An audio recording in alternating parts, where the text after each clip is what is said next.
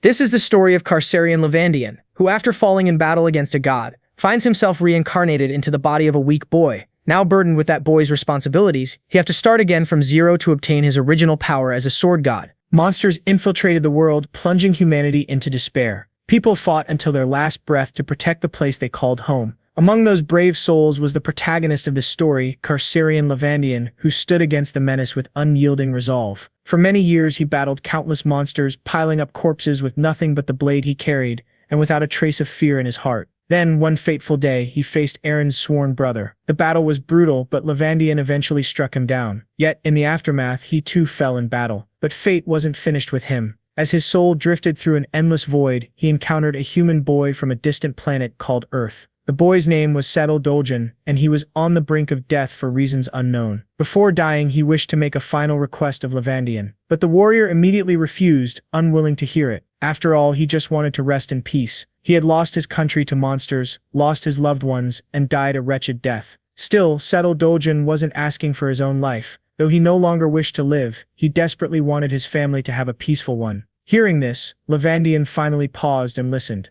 The boy's eyes lit up with a spark of hope as he mustered the courage to ask. He wanted his family to live in peace, and so Defeated accepted. The warrior awakened on Earth, inhabiting the body of the teenage boy Dojan. Now, his mission was clear: to protect Dojan's family. His first step led him to infiltrate Namson Gate, a C-rank dungeon. Entry was restricted to registered heroes, but the automated system kept demanding an ID card he obviously didn't have. Without hesitation, he forced his way inside, setting off alarms that blared about an unauthorized intruder. Once inside, he wandered through the dungeon, searching for monsters to slay. That's when he crossed paths with a licensed hero party. With their official gear and authorization, they quickly assumed Dojan was just a lost kid. Since they were heading toward the exit anyway, they offered to guide him out. But Dojan's silence was unsettling. His casual clothes, his simple bag, and his demeanor made him look nothing like a hero. Sure, porters sometimes dressed casually, but his appearance was far too plain. Perhaps he was a porter who'd been abandoned by his party, or maybe something else entirely. Finally, Dojan broke his silence. He admitted he hadn't come with a hero's party. He had entered on his own. One of the heroes sighed, realizing what kind of case this was. He had seen it plenty of times, some naive fool inspired by flashy commercials about heroes, rushing headfirst into a gate. But that kind of recklessness only led to death. The man began lecturing, saying that becoming a hero required certification, training, and proper testing. Rookies should stick to F-rank gates, not recklessly barge into C-rank ones where death was nearly guaranteed. But Dojan wasn't interested in advice. He coldly declared he didn't need their help. The hero party was stunned by the boy's sharp tone. They had only tried to help, yet he dismissed them without hesitation. A few of them grew irritated,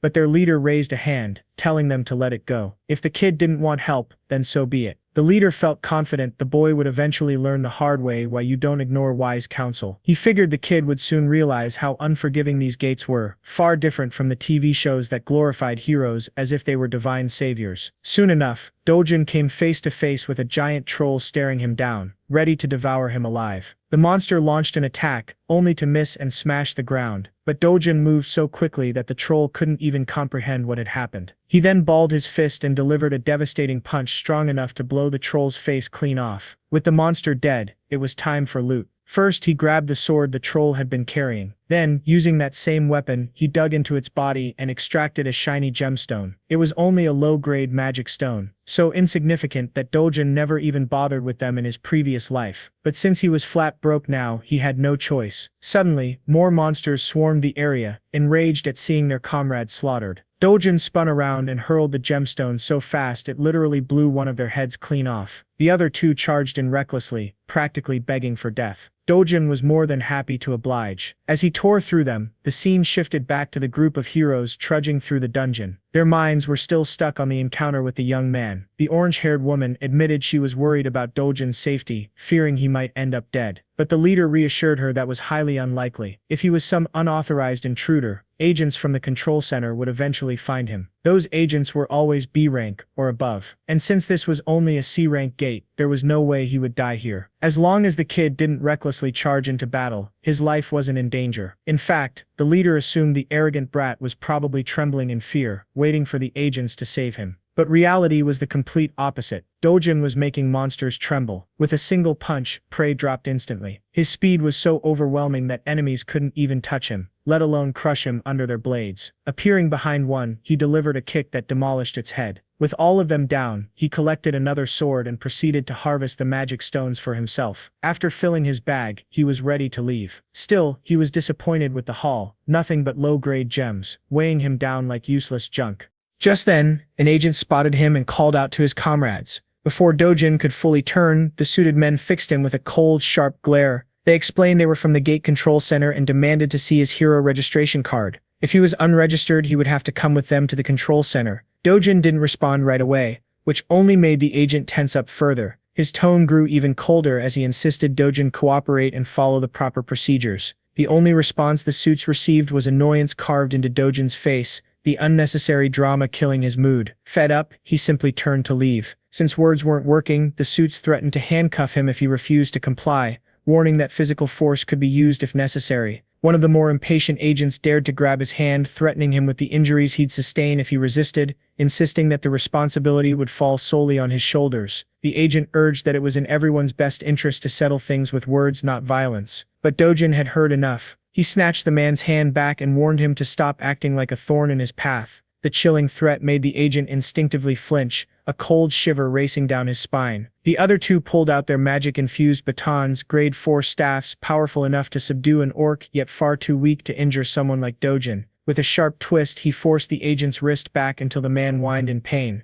Dojan then issued a final warning: they should leave now if they didn't want to lose the last shred of dignity they still had. Eventually, the duty-bound suits were forced to retaliate with violence. They swung their staffs, trying their best to land a hit, but none succeeded. Dojan retaliated with brutal precision, driving a crushing blow into one man's back before slamming his fist into another's stomach. Finally, he focused on the bespectacled agent, the last one standing. The man tensed, sensing what was about to happen. In an instant, Dojan blurred out of sight, vanishing into thin air. Panic gripped the agent as his target disappeared, only for a sneaky punch to slam into his gut, sending him staggering backward in pain. Fed up with the agent's persistence, Dojan began considering registering as a hero after all. One of the agents assured him that as long as he avoided shady or illegal activities, the control center wouldn't come after him. Curious, Dojan asked about something called a rift, a question that left the agent visibly stunned. Here's the quick context. This world was dotted with countless passages connecting to another realm where strange monsters lived. From the corpses of those monsters came gemstones harvested as valuable energy sources. Because of their importance, the government oversaw these passages to maintain strict control. Government-controlled passages were called gates. Uncontrolled or unsealed passages were known as rifts. Back with Dojan, he found it frustrating that agents followed him everywhere, accusing him of trespassing no matter which gate he entered. The poor agent explained that whenever an unregistered hero entered a gate, the control center was immediately notified and dispatched nearby agents. As for rifts, entering one was far riskier. Unlike gates, trespassing into a rift carried strict punishment, no warnings, no plea bargains. Dojan didn't care to hear more. Grabbing the agent by the face, he flung him aside like trash. By now, the man deeply regretted not calling headquarters earlier. This situation was far beyond his pay grade. As Dojan glanced back one last time, he thought about how pitifully weak the man was. The agent, clutching a fractured arm, shouted empty threats, promising to capture him and throw him in prison. The scene shifted to Gassen Digital Complex. Once a corporate hub, it had become the Hero Complex, a massive building where all trade in magic stones and dungeon spoils took place. These days, it was busier than ever. Dojan entered one of the stores that specialized in buying and selling stones. Behind the counter was a Gen Z clerk scrolling endlessly through social media. When Dojan announced he wanted to sell magic stones, the cunning shop owner immediately began boasting about his business, claiming this branch offered the highest prices in the country. Dojan placed his haul on the counter, a pile of low-grade stones still smeared with monster blood. The owner's face twisted in disgust, but he masked it and proceeded with the transaction. He politely asked if Dojan wanted coffee while the stones were being processed. Soon Dojan sat sipping from a cup while the owner carefully scrubbed the blood off each gem. When the cleaning was done, the owner tallied the haul: 12 low-grade stones, 16 medium-grade ones, plus 5 higher-quality stones. After deducting a hefty 40% commission, Dojan would receive about 5.5 million won. Dojan wasn't happy. It didn't seem fair. He had done all the hunting, risked his life, and spent hours grinding. How could the shop owner think he deserved nearly half the profit? The man smugly insisted he was being generous, charging only 40% when competitors demanded at least 45%. Confident, he even dared Dojan to take his stones elsewhere, claiming no one would offer better. Dojan didn't buy it. He calmly began repacking his stones into his bag. Desperate, the owner grabbed his hand and demanded compensation instead. 30,000 won for appraisal, 10,000 for the coffee, and damages for the towel ruined by blood. Altogether, the man insisted Dojan owed him 350,000 won. Dojan wasn't budging. Seeing his demands ignored, the owner resorted to threats, summoning 3 C-class heroes he kept as guards. The heavy hitters barged in, ready to deal with any trouble.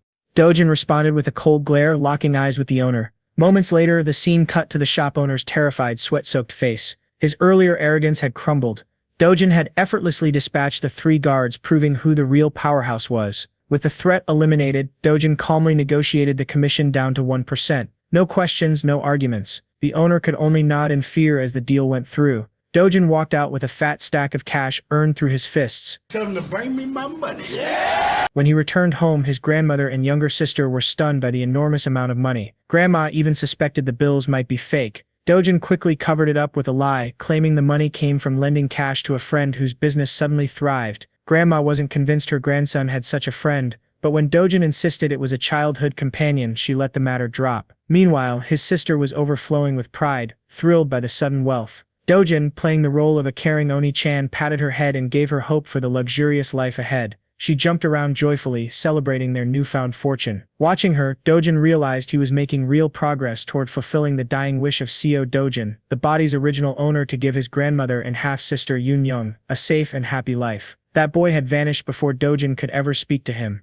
and when he awoke, he had become Co. Dojan. Now, his sole mission was to ensure the small family lived safely and comfortably. For that, he had his eyes set on the safest house in Korea, a home worth 110 billion won. For him, making money won't be an issue as long as he regains his original strength. This world shares many similarities with the one he came from, the one that was destroyed. The only major difference is that the rifts, gates, and monsters here are all slightly weaker than those in the world he once saw fall. To him, who once held the title of Sword God in his previous life, this place is nothing more than a sandbox. So far, he's only been fighting at 1/10 of his original power. Suddenly, there's a knock on the door and the visitor says he wants to see Dojan. Bro stands up and decides to answer. As he opens the door, he finds 2 thugs standing outside. These guys are here to claim a debt Dojan supposedly owes an insane 48 million. Seeing this, Dojan's sure these are loan sharks. They're from the company Dojan borrowed money from before he left this world for good. Though the amount was supposed to be just 5 million won, originally for his grandma's hospital bills, these guys are charging absurd interest and demanding 10 times the original amount in no time. They know he's been making money through gates lately, so they want him to cough up the cash since it's all documented in the contract. But the only repayment these bastards get is a jaw-shattering punch straight into the big guy's face. That single blow sends the thug flying, leaving his partner's jaw hanging in disbelief. Our guy then gives the scrawny bastard a deadly stare to remind him that over 9 million won has already been repaid. So if you do the math, they're the ones who should be paying him interest. With another punch that makes the bastard cry like a baby, Dojan tells him to deliver a message to his boss. Dojan is coming for a visit. The scene then cuts to a bustling shopping mall. There we see sweet little Lee Eun-young lighting up in a teddy bear store. Dojan brought her here for a shopping spree. Today she's free to get anything she wants. You know, our boy wasn't always this soft-hearted in his previous life. It's the original Dojan's memories that revitalized his dry emotions. His heart warms seeing how kindly Dojan treated Eun-young even though she's only his half-sister. So now he wants to keep doing the same, giving all the love he can muster for this little girl. The little one finally chooses a stuffed toy she really wants. A small but cute bunny. She picks it modestly, making sure she isn't being extravagant. But Dojan picks an even bigger stuffed toy for her. He doesn't want her to hold back at all. It's her day and she can pick whatever her heart desires without thinking twice about money. They both treat themselves to some good food too. As they enjoy their meal, an unfamiliar voice suddenly calls out our boy's name. It's a middle-aged woman followed by a group of bodyguards. This chubby hag seems like yet another trash talker who loves to hate on our boy. First, she criticizes his lousy sense of fashion. Then she questions the girl sitting next to him. She's bold enough to throw a jab, claiming he must have knocked someone up and had this girl just like how his own mother brought him into this world. Of course, these sharp insults infuriate our boy beyond measure. Meanwhile, Lee Eun-young has no clue who this lady is or why she's trash talking so casually. The woman then promptly turns her attention to the girl and asks her name. The girl introduces herself as Lee Eun-young, which makes this hag realize she's Dojan's sister. Out of habit, the woman throws another jab at her clothes, calling her a mess. She doesn't even spare their deceased mother. All of this is gnawing at our boy's nerves badly. But for some reason he holds it in, refusing to lash out despite her provocations. Even this ugly woman is shocked at how Dojan is keeping his composure, not falling for her traps. So, she decides to go one step further. This vile woman is bold enough to ask a child if she knows the meaning of harlot. Well, that's the last straw.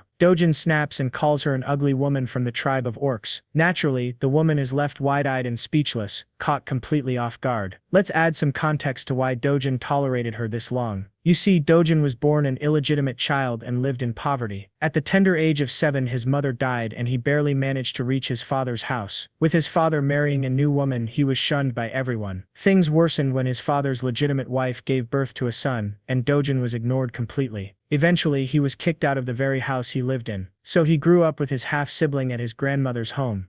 As our MC reflects back, he feels pity for the original Dojan, who endured all this pain yet still tried to keep a smile on his face like nothing was wrong. But now he wants to change everything. Seems this woman is his stepsister, which explains why he held back, but he won't tolerate her anymore. He recalls how he once shared a roof with this orc of a woman, and she's just as disgusting as ever. Not only is her personality vile and her appearance orc-like, she's also dumb as a rock. He crushes her spirit further by dropping brutal truths. She's a wreck with an inferiority complex, projecting her insecurities by calling others ugly. She's just a gold digger obsessed with appearances, and that's the reality the world should know. As he continues roasting her mercilessly, the entire shopping mall watches, captivated as though they're witnessing a show. The orc lady is furious and about to lose it, but then Dojan's stepmother arrives. Seeing her mom, the orc lady rushes over like the whiny brat she is, complaining how Dojan just shut her down with words. But her mother is aggravated by the whining and silences her with a cold glare. Not going to lie, bro's stepmother is something else. At first I even thought the fat orc lady was his stepmom. The elegant woman turns her attention to Dojan and greets him with utmost grace, inviting him to return home and spend some time with family. But Dojan knows all too well this facade is fake. After all, she's the one who caused the most misery and unrest during the 12 years he lived with them. She continues bringing up memories Dojan never wants to recall, triggering his PTSD and putting him in full serious mode. With a tone colder than ice, our guy tells her to get lost. That's a major slap to her dignity, being dismissed so sharply by someone younger. She twirls around and leaves with what little dignity she has left. She wasn't expecting him to clap back so hard. She's left wondering if this is really the same boy who used to lower his head even when she slapped him for no reason. Her daughter follows after her, their bodyguards tagging along like NPCs who just watch the main character cook. Let's shift back to our boy. It seems these two women totally ruined the moment he was having with Yoon, so he decides to leave as well. His reaction to his step-family was intentional. He wanted to make one thing clear. The weak Dojan who couldn't speak up for himself is gone. It's time his trash family realizes that. We then cut to a Mercedes speeding down the road. Inside the car sit the stepmother and her daughter. The daughter is furious at her mother for leaving quietly instead of putting Dojan in his place. She vents her frustration and curses him for the humiliation they suffered. The mother, however, demands an answer from her manager. Why is Dojan still alive? The bald-headed subordinate has no clue. It doesn't match the reports. The woman snaps, screaming how it's impossible for him to be alive when they made sure the job was done. The poor man assures her he'll look into the matter again, and this time make sure the job is executed properly. Meanwhile, the clueless daughter has no idea what her shady mother has been plotting all along. She's rattled just hearing her mom casually talk about killing. Eventually, the mother poses a question to her daughter, wondering if she has feelings for Dojan. This catches the spoiled pig off guard, making her blush and flustered. No way she has a crush on our MC. Actually, she's just worried about Dojan dying because if grandpa or dad find out, they'll all be in serious trouble. The mother grabs her daughter by the mouth so hard that she silences her, drilling into her to stay the hell away from her business. The mother is dead set on claiming Dojan's life with no plan to spare him, especially not after he dared to talk back to her. Getting rid of him is the best revenge she can think of. A decade ago, the world took a turn into chaos with the appearance of the Rift. This terrifying dimension gave birth to monsters spawning from its portal, driven by the single objective of slaughtering humans on sight. Their terror never stopped. It was ceaseless and eventually demolished the world, leaving scars of destroyed cities engulfed in flames. However, just as the dark forces appeared, so too came the light in the form of valiant warriors known as heroes. With their emergence, the first discovery of mana stones was made from the bodies of defeated monsters. Back to the present. Dojan's on the move, reflecting on how mana stones quickly shifted the world's dependence from traditional energy sources. Because of their key role, nations centered their attention on the emerging rifts, essentially staking claim to them so they could extract resources. With the current state of the world, all industrialization is now completely reliant on the concept of gates and the strength of heroes, and because of that, the profession of a hero reaps enormous rewards. A consistent high salary can only be achieved by becoming a proper hero. Dojan arrives at his destination, the Yong capital establishment. I know that's a mouthful, but you'll soon see why he's come here. He steps into the building, and at first glance, the boss and his cronies look like your average run-of-the-mill thugs, trying to intimidate people with their ugly mugs. But Dojan stays completely chill about the situation. The boss puts out his cigarette and points out our boy's audacity. Not only did he beat the crap out of his goons, but he also had the guts to show his face at the door. It shows Dojan really doesn't give a flying fudge about anyone. He cleverly tells the organization's owner that in reality it's actually Dojan himself who has suffered the real loss. That statement sounds ridiculous to the boss, so he demands clarification. Dojan explains he's come here to receive his well-deserved compensation. After all, he's endured mental, physical, and material losses because of these clowns. With his strong, serious words, the boss notices one significant change in the boy's personality. Something is different. Dojan is no longer the soft-spoken spirit or gentle soul he once was. Added to that, this same kid destroyed the lackey the boss sent to his door. Naturally, the boss suspects Dojan must have experienced a unique kind of awakening inside the gate. Despite this, the boss acts arrogant, telling Dojan his newfound confidence will become his undoing. The hypocrite accuses him of being overconfident and to back up his claims summons a group of grumpy men to intimidate him. Of course he can pack all the muscle he wants, but compared to the experience of a sword god, they're practically insects. The boss keeps running his mouth, saying that even awakened people end up dying like dead weight, like low-class heroes. The funniest part is that he still assumes Dojan is nothing beyond the level of a D-class hero, and that his organization could easily stomp him. Meanwhile, Dojan lounges on the sofa, calm as ever, while five guys glare him down. Without a shred of hesitation, he orders the boss to sit the heck back down. The boss is astonished at his tone, especially when Dojan emphasizes with a serious face that he's not done talking. Hearing that, one of the men decides to grow a pair and challenge him. Amusingly, Dojan calmly removes his glasses, which only adds to their confusion, and then he gave the guy a Mike Tyson special straight into the guy's face. The poor dude is sent flying from the impact while his friends are struck dumb. But that's not all. The beating continues as Dojan knocks down another thug. Keep in mind, while he's dishing out punishment, he's also calmly making his points. He exposes the boss's secret shady business, operating under the guise of a money-lending firm. He decks an orange-haired punk while pointing out their counterfeit identification racket. Having landed the punch, he tells the boss he's searching for a hero ID to officially register and start making money. When the final guy swings at him, Dojan ducks and counters with triple the force, sending him to sleep. That's how he knocks out the entire group with his own special sleeping routine, works 100% of the time. Dojan presses on with his demands, insisting on a foolproof identification that won't cause him trouble in the future. The boss is left starstruck at what just happened in a matter of seconds. Our boy reminds him that he only has one day to forge it. Some of the men hadn't intervened, which is honestly a compliment, since they're the kind of NPCs who'd usually challenge God at level 1. The boss is tripping hard, re-evaluating Dojan's strength. At the very least, this kid appears to be B-class. He's so lost in thought that Dojan has to snap him out of it. He accepts the job. Finally, Dojan grabs his shoulder politely but contrasts it with an intimidating expression. He wants to know if Hiju, his stepmother, ordered the hit on him. Of course that's exactly the case, as we already know from her earlier conversation with her daughter and assistant.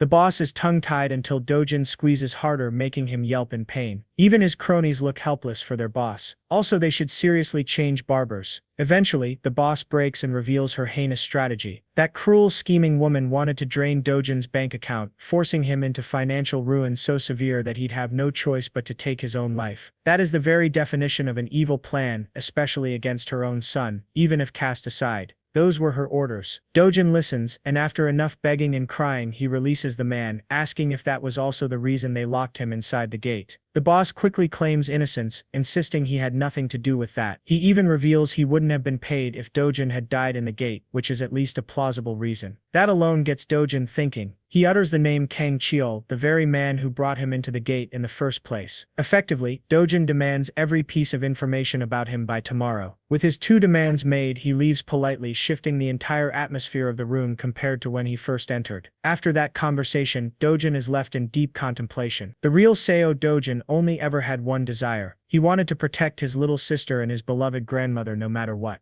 On top of everything that happened, it just added another layer of misery and showed the kind of life the poor kid had to endure while being helpless. But not to worry, because the sword god was ready to do what he must in order to set the record straight. The following day, guess what? Our boy was officially registered, and he also received a B rank rating, which was convenient, unlike all the other stories where the main character just ends up at the lowest possible rank for style points. Tapping the card on the machine, he proved the card's legitimacy because it synced his identity with the system. However, it warned him that the rank was still lower than the dangerous quest he was about to take. This was actually pretty annoying to our boy, who thought that maybe he should have forced the bastard to assign him a higher rank so that he wouldn't run into these problems. Despite the system's repetitive warnings not to enter a gate far above his level, Dojan didn't care and went in anyway. Let's talk about the specifics of the Night Island gate. It was actually just a B-rank gate, but the logic didn't mean a B-rank hunter could survive it. Heroes were always recommended to be a class higher than the gate rank for mission safety. Anyway, the scale of the dungeon was considered rank D, which meant it was spread out and would be difficult for solo hunting.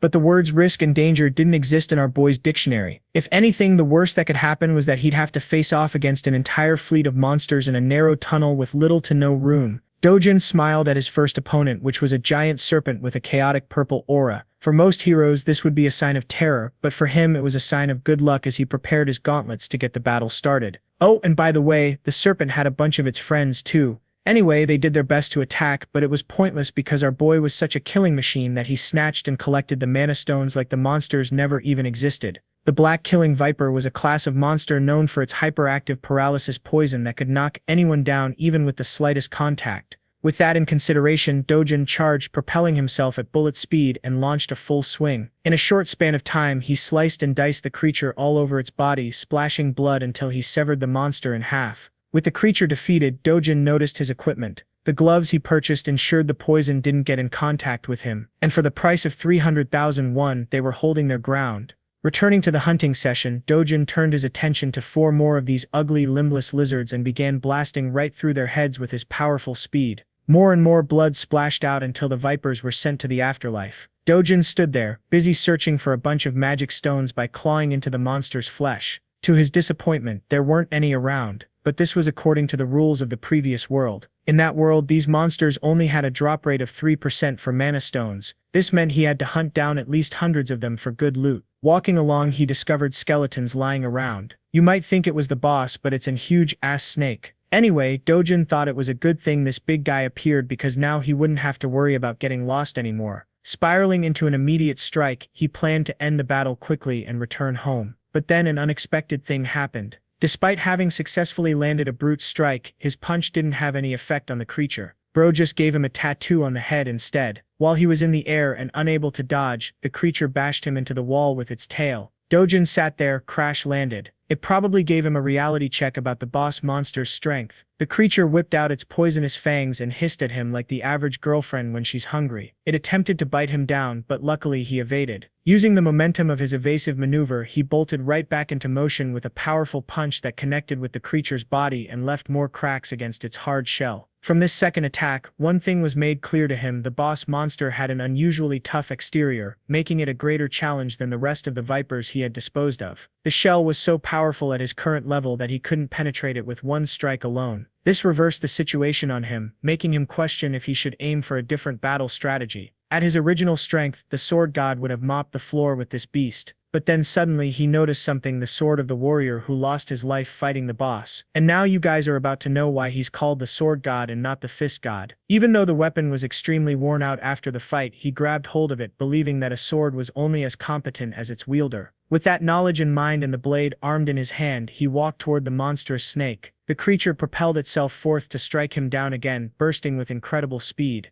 Dojan responded by leaping high into the air, proudly declaring that the creature should be honored that he was going all out to kill the beast with a sword. Despite the sword's crap condition, this guy unleashed so many flashing cuts in the span of a few strikes that the snake's body was left eviscerated. The serious fight turned into a funny conclusion, with the snake dying in the background while our boy's sword was reduced to dust. It was a good thing he wiped the creature out before the blade gave up completely. With the boss monster dead, Dojan thought of a smart idea that I don't really see many other protagonists implement. He took one of the creature's fangs, believing it could be refined into a nice short sword. Considering this his reward for the journey, he exited the gate. By the time he stepped out, it was already a starry night outside. He had spent more time in the B-rank gate than he thought, and with the way things turned out, it only pushed him further to pursue and restore his strength back to full. He was also a bit happy that his old friends didn't get to see this weaker version of him, because that would have been embarrassing. Back from the hunt, he went to appraise and sell the magic stones. Before him, there was another hero who came to present his great stash of mana stones. The cheap-ass receptionist treated him like crap and pointed out that the commission rate was the same at 40%. Even the innocent guy could sense the scam behind that overly high rate. He even called it out, stating his concerns and calling himself a normal guy. The receptionist, just like he did with Dojan, clarified that their rate was actually the lowest among all the appraisal trades. The gate center's rate was 5%, but that was without taxes. From the perspective of the sleazy appraiser, this was a great deal for heroes to earn good money. The cash was handed to the hero, who didn't really complain much except for concerningly asking about the dude's messed up face. The funny thing was how this guy was still repeating the same script even after getting his face bashed in. Bro played it off, stating that a psychopath first obliterated his guards and then left him with this treatment.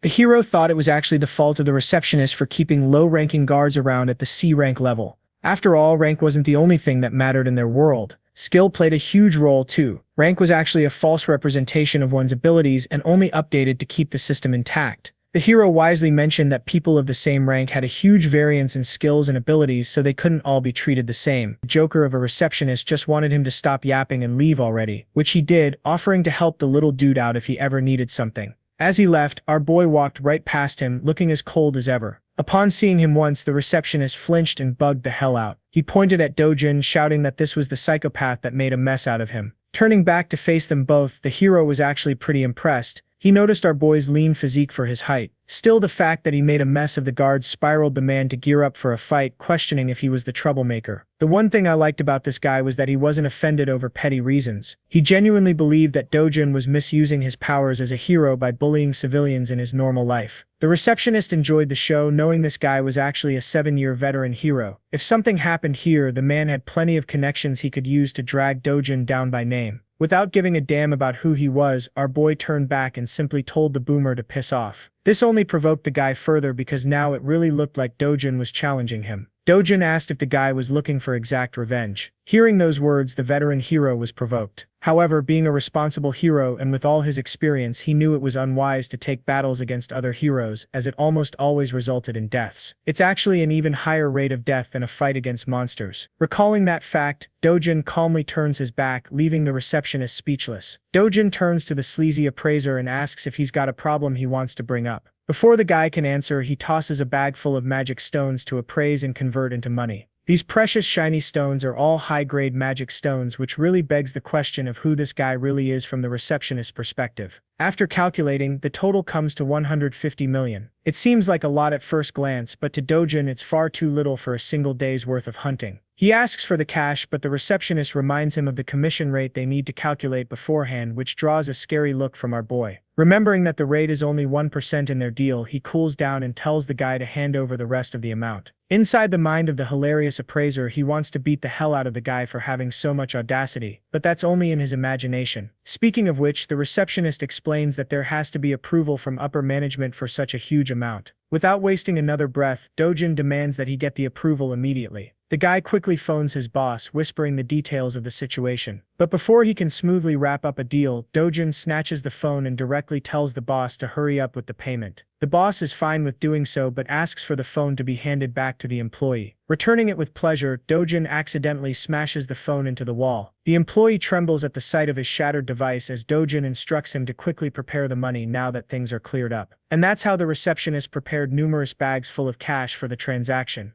By the end, the guy is left devastated at being forced in such a way. Maybe you feel pity for him, but remember, he scams nearly half of what ordinary heroes earn after risking their lives. He's a scumbag. 10 minutes later, the boss storms into the store, enraged that his employee wasn't answering the phone. The hilarious part, the receptionist immediately throws in the towel and resigns on the spot. The boss then sees the smashed phone on the wall, giving him a clear idea of what went down. Seeing this, he pulls out his own phone to call Juian, requesting that she come at once. Juian appears as a famous young woman with striking purplish-pink hair. She's so recognizable in public that people cheer her name, Who Knew Juian, treating her like a celebrity. Not to mention, she looks stylish as hell in her outfit. She arrives at the store, stunning the receptionist with her presence, greeting him with a smile. There's a big reason why everyone's making such a fuss about her. She's the country's 4th S-rank hero, nothing short of amazing. Rumors have spread that she's the niece of the boss, but he still questions what she's doing here. Confirming the claims, Juian explains that she came on behalf of her uncle's request to deal with a reckless hero. Intrigued, the stylish S-ranker sits down, ready to hear what's going on. In the next scene, we find our boy with his absolutely ripped body meditating in the sun. It's true that he's been hunting all day, and yet the rewards he reaped weren't amazing. With things going this way, he's worried about the future. First and foremost, he needs to reach a level where he can clear S-rank gates on his own. That means training to restore his original strength. Dojan's biggest challenge in this current life is that unlike his previous world, the mana density here is thin. Even if he does his best to gather mana at his current rate, it will take at least 3 years to come close to his original strength. Longer if things get rough. On the bright side, he could aim for better battle equipment. But the issue is that even the worst equipment costs hundreds of millions, making it a waste of money.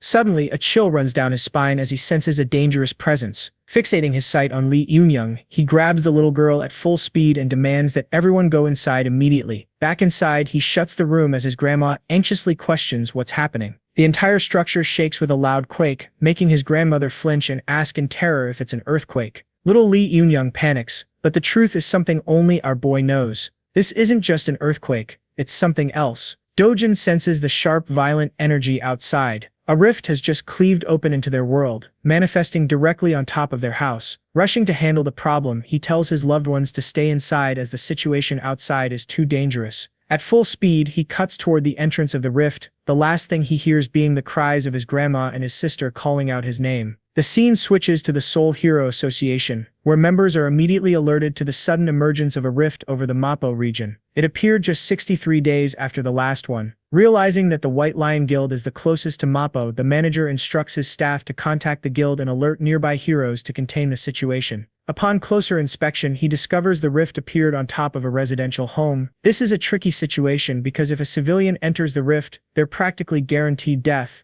Not to mention, the rift won't allow anyone else to enter afterward, and if the person inside dies, it will trigger a monster wave in 10 days, wreaking havoc on the region. The wave would become so uncontrollable that Seoul's safety would be fully jeopardized. The manager is curious about the person who entered the rift. Turns out they know So Dojan has taken action as he's the resident of the home. According to his grandma, he entered to protect his family. From this, they assume he isn't a hero, which complicates matters because the chances of an ordinary civilian returning from a rift are nearly impossible. This leaves the entire staff in despair, helpless to act. The next scene shows Dojan's furious stepmother, Hiju, seething at the news of his awakening. She can't believe it. Her assistant reports that while he hasn't officially registered with the Hero Association, they've confirmed he awakened from his last gate experience. This frustrates her because Kang was supposed to finish the job but instead made her target stronger. Enraged, she smashes her fist on the table, questioning why they couldn't manage to kill him themselves. The fact that they also took money for a failed job only fuels her anger. Roaring at manager Lee, she declares her frustration with Kang, sending him a message: if he doesn't kill Dojan personally, he'll owe her 10 times the amount in return. But to her surprise, her assistant reveals they may not even need to contact him anymore. A new rift has appeared directly on top of Dojan's house, and since he entered, it's almost certain he won't make it out alive. Hiju is delighted, calming down as she orders the assistant to monitor the situation until more news arrives. Meanwhile, our boy has just arrived in the rift's domain. It's a forest, specifically the forest of Petishua, the same place he once enjoyed in his youth. The forest is recreated exactly as he remembers, even the rich mana inside carrying the same weight. Following the path, he smiles at the sight of the mighty world tree. This divine tree exudes pure mana, the very core of the world's stability. When the old world fell, it began with this tree being incinerated, forever disrupting the flow of mana. But here in this rift dimension, the tree remains intact, exactly as he remembers it. Though unaware of the cause, one thing is certain: he has a chance to reclaim the mana he lost by absorbing it from the tree. Meditating beneath its excellent flow of mana, our boy's strength becomes clearer and clearer. He spent more than 3 days sitting exactly like this, forgetting to eat, drink, or even tend to his bodily needs. 10 whole days passed, and all he could focus on was harmonizing his breathing. By the end of the 10th night, trouble came looking for him and disrupted his meditation. These alien-like creatures are called the Velcara, and they've come to burn the tree just like they did in the past. Only this time, our boy is there to prevent the tragedy from happening again. The creatures lunge forward to attack him while Dojan regrets not having a water element sword to wipe them all out with ease. The burning monsters roar as they make their way toward him, but our boy is overflowing with mana now, so much so that he no longer cares about a weapon. He himself is the weapon, and those hands are rated E for everyone. Extending his hand toward the monsters, he exerts so much authority from his mana alone that it knocks one of them down. The second creature is stunned by his ability. Let's break down what just happened. What he used there is called mana release, and it's not exactly telekinesis. It's a blaster-type attack that detonates raw mana as a strike. It had been a long time since he used this ability in such a way, considering he had been low on reserves all this time. Anyway, the Velcara creatures aren't done yet. To retaliate, they release charged blasts from their mouths. These pulsing laser beams shoot straight toward our boy, who appears calmer than ever. His mana alone is enough to shield him from damage. Stepping toward the creatures ignited with a burst of mana, he remarks that he's finally protected the world tree. Now he's ready to play around a bit and enjoy the fruits of his training. The ugly bastards prepare another energy blast attack, but our boy quickly catches 2 of them and forces their mouths shut. Their own attack builds up inside until it explodes, leaving behind a headless corpse of flames. The bodies wither away, dropping 2 valuable magic stones for him to claim. But that's only a couple of them down. Dojan is ecstatic, thrilled to unlock something called the Eternal Ember. After defeating these monsters, joyfully cutting his way through and smacking them down with a grin, he's finally glad to steal a massive load of mana stones from them. The one-sided slaughter continues until he wipes out every last one. Dojan has basically hit the jackpot with how many stones they're dropping. Among them, he also discovers a small coin or seed glowing gold. This is the Eternal Ember, which he picks up in his hand. With this, he regains control of even more of his power as he crushes the ember and unlocks its flames.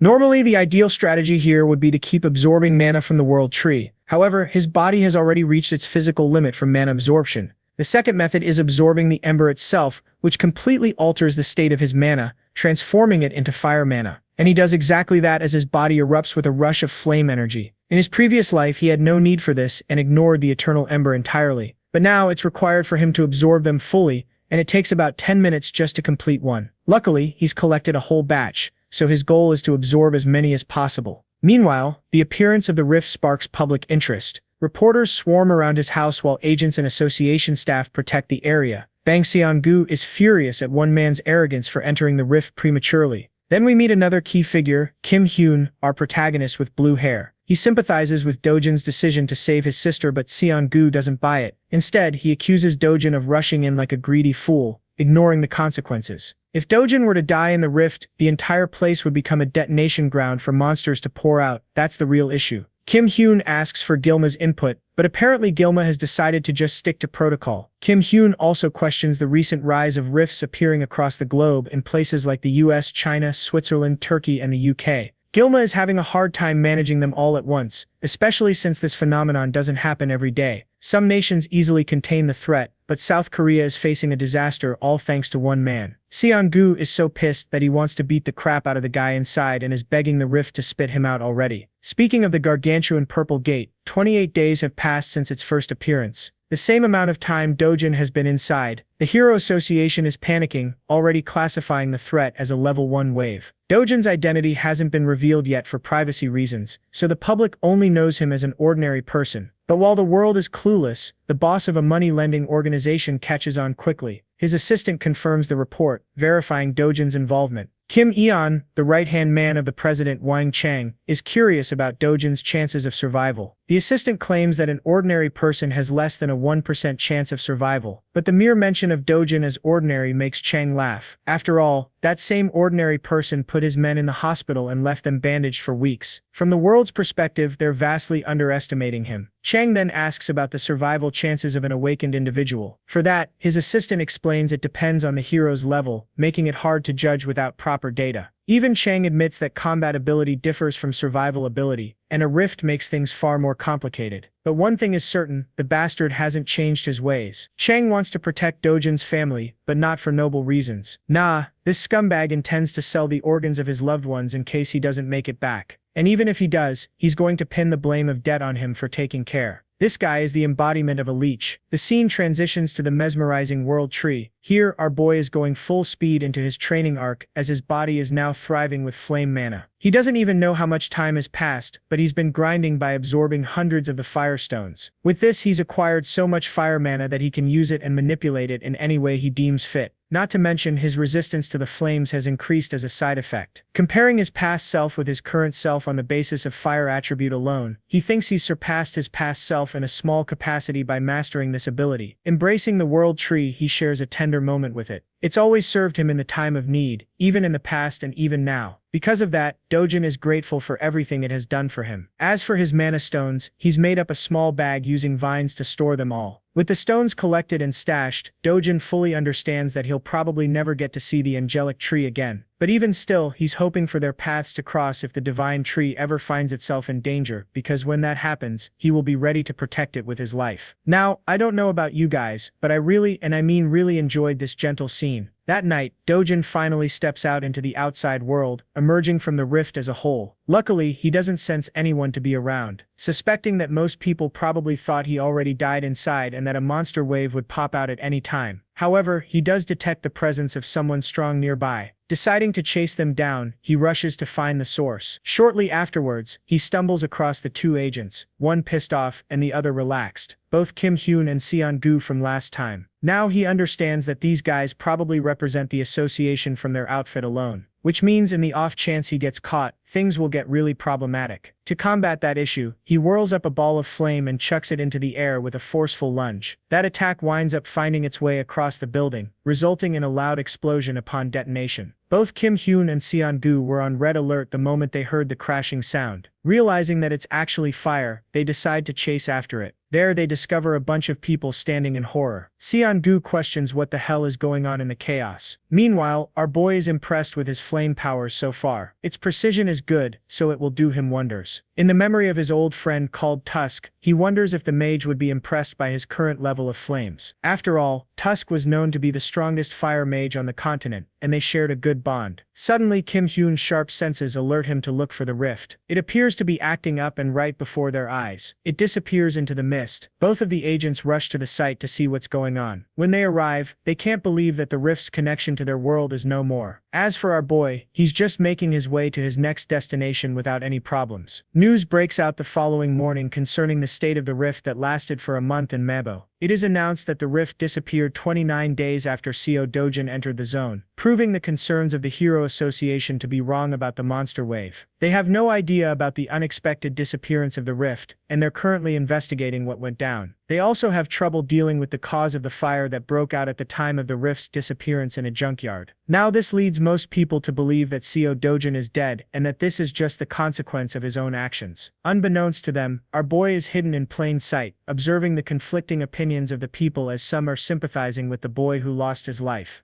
Unfortunately, the disappearance of the rift is devastating news for our MC. He's heartbroken that he can't interact with the World Tree anymore. Even though he can't protect the World Tree, there is still one other thing he can protect in his life. This brings us right back to the HCS capital. Inside, the idiots are busy celebrating the death of Dojan, believing they can easily get rid of the old granny and his sister afterwards. Chang's is just the kind of guy to squeeze people to death after all. One bastard even talks about letting the little sister grow up so they can use her in other ways. While they're chatting without policing their own words, a familiar voice greets them and demands to see their boss. The scene cuts there and we shift to Chang humming and going about his day. Satisfied that Dojan is finally out of the way and dead for good, his assistant reviews their appointments for today. Apparently, he's free for the most part except for a lunch with another CEO. Hearing that, he's happy because tonight he can enjoy partying to his heart's content at a club under Miss Kang. It's basically senseless chatter until he steps into the building, and as he climbs the stairs, he finds his men being tossed around like playthings.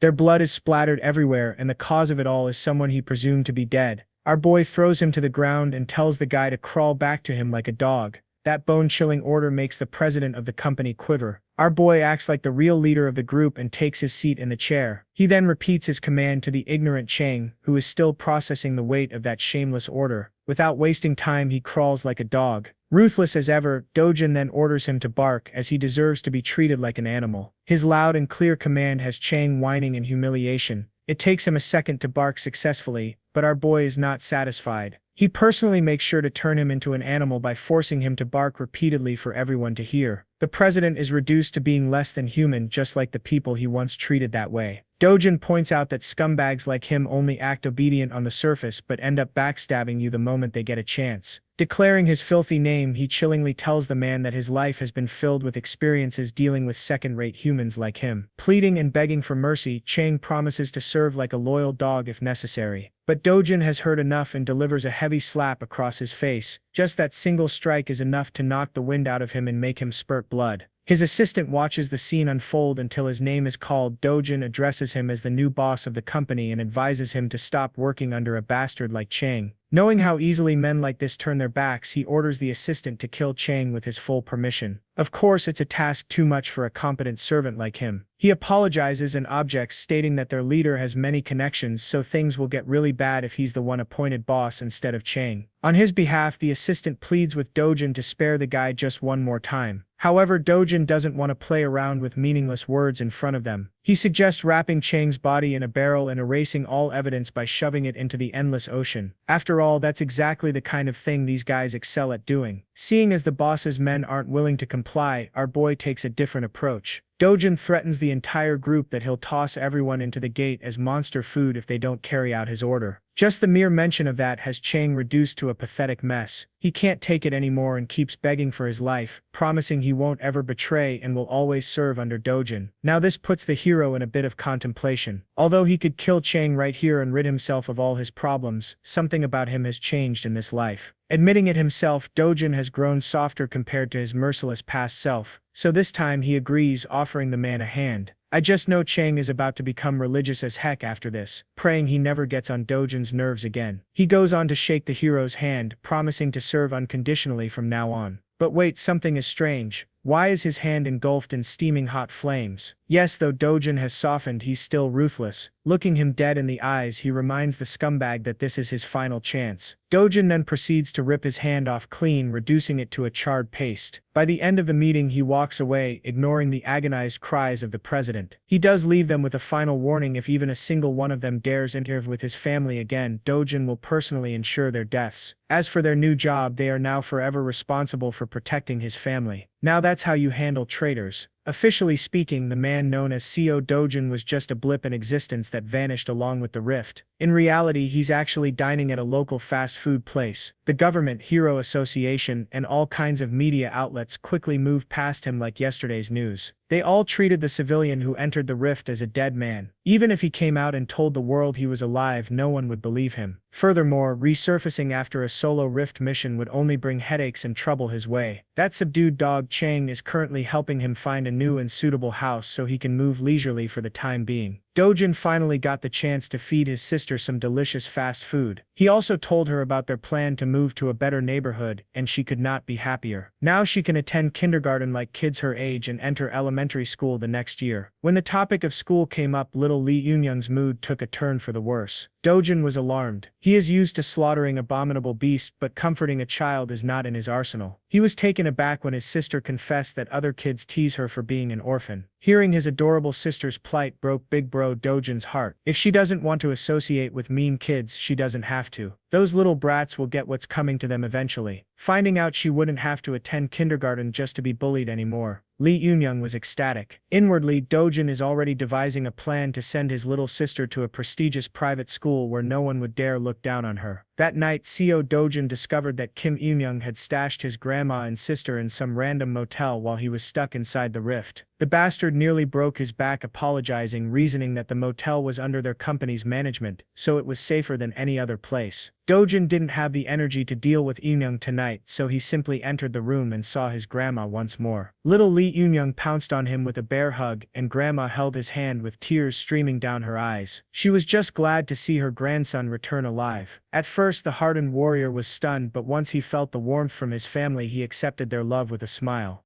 Little Lee Yong had taken a liking to this restaurant, so they'd been dining there a lot. Today she asked questions about Big Bro's job as a hero. When asked if she liked having a hero for a brother, Lee Eun-young nonchalantly answered that she did not. While it's cool that heroes are strong and brave, they are also constantly in danger fighting terrifying monsters. Sometimes they even die, and little Lee Eun-young just wants her brother to live with grandma and her for a long, long time. Dojan had been so used to mindless bloodshed. Having someone worry about his well-being was a new feeling. In the harsh world of the past, he was the last human survivor fighting monsters and creatures beyond imagination. In the process, he lost many things. Now in this second chance at life, something incredibly precious has appeared by his side. Feelings he had long forgotten are resurfacing. In this world, maybe he can live happily, maybe he can finally enjoy a quiet life filled with joy and love. While he was feeling warm inside, Korea's Hero Association was in shambles. Tae-wong, founder of the Korea Hero Association and director of the World Hero Federation, had been stressing over the recent rift incident, or rather the lack of one. Their best people had investigated the site, but no new information was found. Feeling clueless about the state of his territory deeply frustrated the founder. It's not far-fetched to believe that a spontaneously disappearing rift could potentially reappear at any time. His assistant tried to agree with his worries, remarking that it might have been better if a wave had occurred. At least then they wouldn't have to deal with so many unknown variables. Director Tae-wong cut her off before his anger grew. While he was concerned about uncertainties, he thought it fortunate that no one had been harmed. Tae-wong is one of the top 100 most respected and strongest heroes in the world. It's widely speculated that if he ever ran for president, he would easily win with the most votes in history. His words and influence alone could topple domestic conglomerates if he wished. Thankfully, his interests lie neither in political power nor in corporate wealth. The only thing he truly cares about is the safety of his people. In other words, he's the real deal. Even if it takes time, he insists on a more thorough investigation of the rift's perimeter. The residents nearby have already agreed to sell their properties to the association, so that won't be a problem. As a consolation, Tae-wong wants to offer them more than market price for their homes, the least they could do after causing such inconvenience. All reliable sources have relayed that multiple rifts have begun appearing in different countries. No matter how you look at it, something big is happening. The United States and China have already entered the control stages of their rifts. Among the major nations, the United Kingdom is facing the biggest problem. While reliable and veteran heroes have been dispatched to clear the other rifts, the United Kingdom squad was simply hot garbage. Speaking of them, the month-long mission to get rid of the UK rift has finally crumbled in a catastrophic defeat. The UK rift wave occurrence has officially begun. The city and its people are going about their day like they normally would. Amongst the crowd was Seo Dojan, blending in with the pedestrians. Today, his destination is his favorite shop in the hero complex. When he entered the door, the dude manning the counter gave him a greeting by instinct but froze in shock upon seeing his face. Every strand of hair on his body stood in terror at the sight of the black-haired young man. Today, his manager is in the store, so he won't have to deal with this sadistic customer alone. The manager promptly closed the paper he was reading and lifted his gaze. His voice was controlled but tinged with anger. This is the guy who's been forcing his pushover cashier into buying low-grade crystals. Dojan lazily removed his backpack and tossed it on the ground. It's actually good that the manager is here so the sale of his magic crystals would proceed faster. Mr. Manager expected another batch of low-grade crystals to spill on the floor. He's not interested in such small-time business. Dojan does not like being turned away when all he wants is fair trade. The manager or any other sane business owner cannot afford to accept just a 1% fee. It would be better if the young man just left.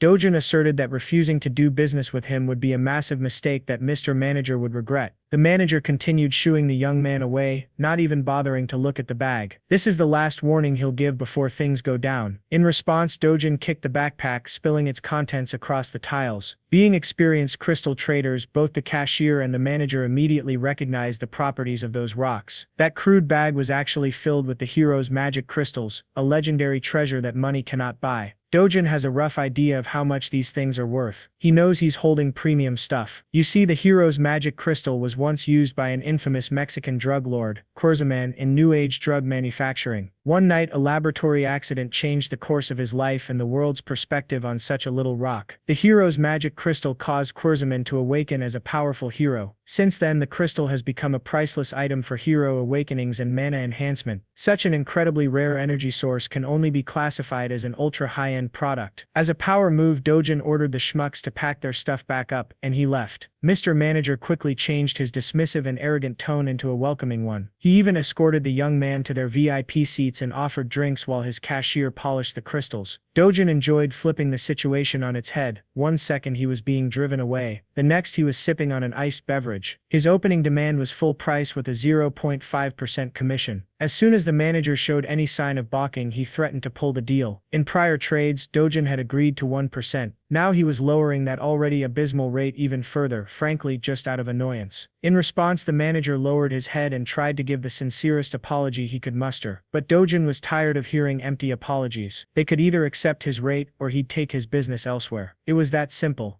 At the counter, the cashier was inwardly cursing Dojan for being such a rude prick. Seeing that his acting wouldn't convince the kid to give him a bigger cut, the manager locked in and gave a lengthy lecture about magic crystal markets and pricing. Dojan didn't have time to listen to such long-winded yapping. He finished his drink and got up from his seat, making the manager panic. Feeling the deal of a lifetime slipping away from his fingers, the manager offered a 9% commission. It didn't work, so he proposed 8%. This continued from 8 to 7, 6, and 5. In that range, his shop wouldn't be making any profit at all. While the manager was in the pits of despair, Sao Dojan pounced and agreed to settle for 1% out of respect for their past dealings. Inwardly, the manager wanted to scream and curse the blatant extortionist, but he just couldn't let go of the product. The next words out of Dojan's mouth nearly made the manager piss his pants in excitement. Aside from the one he brought today, he had about 7 more bags of those priceless crystals. With that, the contract was quickly produced and signed. After a few minutes of officiating the deal, 67 billion won entered Sao Dojan's bank account. That's about $48 million.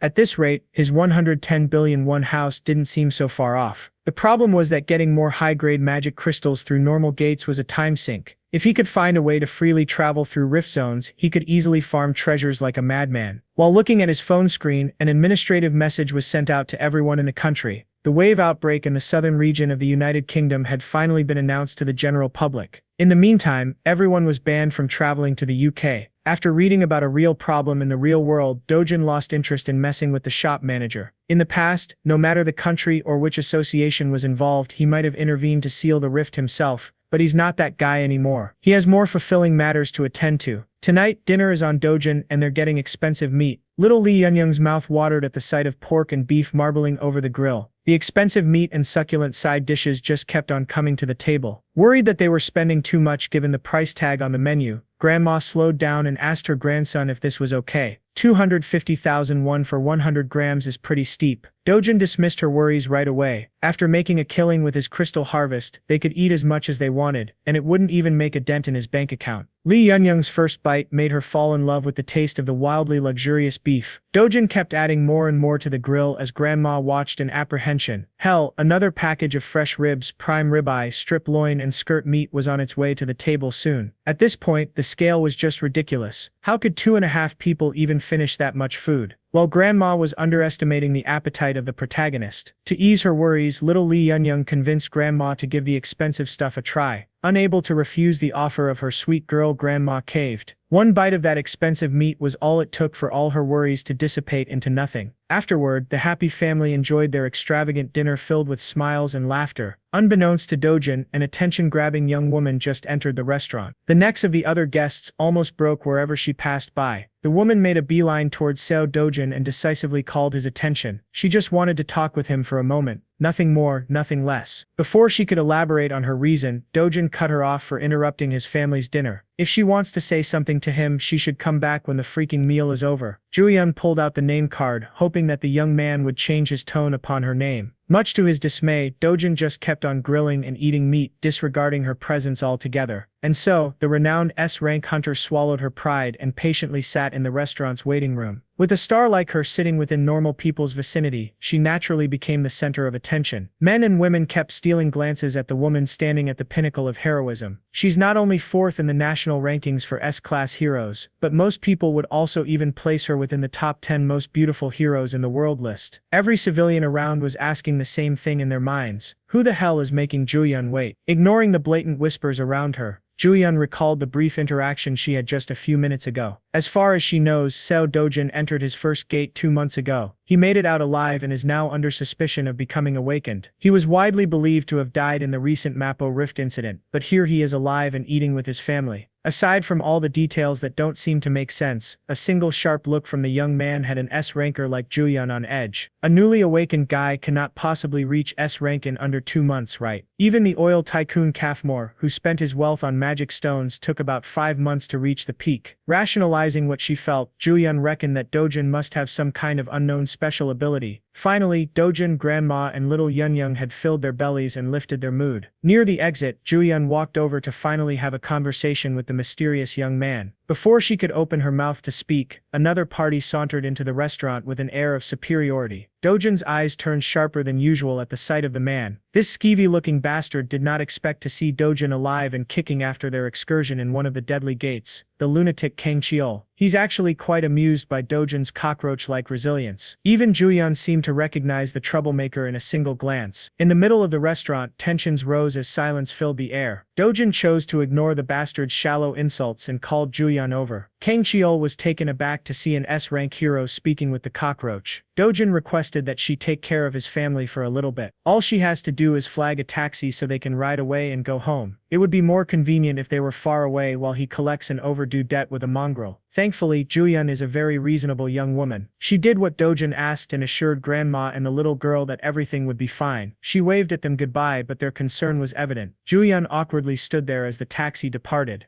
As soon as they sped away from the restaurant, a resounding and crisp sound of slapping echoed inside the establishment. With his loved ones out of the picture, Dojan could finally drop the act and slap him. He moved so fast that Kang Chiol did not even see his swing. He only felt the stinging pain in his cheek. Embarrassed by such a humiliating attack, Kang Chiol gritted his teeth and charged forth to retaliate. One of the servers tried to break the fight up, fearful that the Awakeners might destroy the whole restaurant if the conflict escalated further. Her reasonable request was met with unreasonable violence. Fortunately, she wasn't harmed too badly. Dojan calmly told everyone to get out and clear the room for their safety. Kang Chiol is really easy to trigger. He's a muscle-brained idiot who can't even think of good trash talk. For that, he was punished with another strike to the face. He was completely caught off guard, feeling a knuckle make contact with his head. Kang Chiol is the bastard who locked the original Seo Dojan in a gate, leaving him for dead. Even though he was not the one personally slighted, our MC still harbors a deep resentment for this face, and he wants to talk. Kang Chiol, the goblin-looking goon, snickered as he brought up how that evil stepmother of Dojan's made the whole thing happen.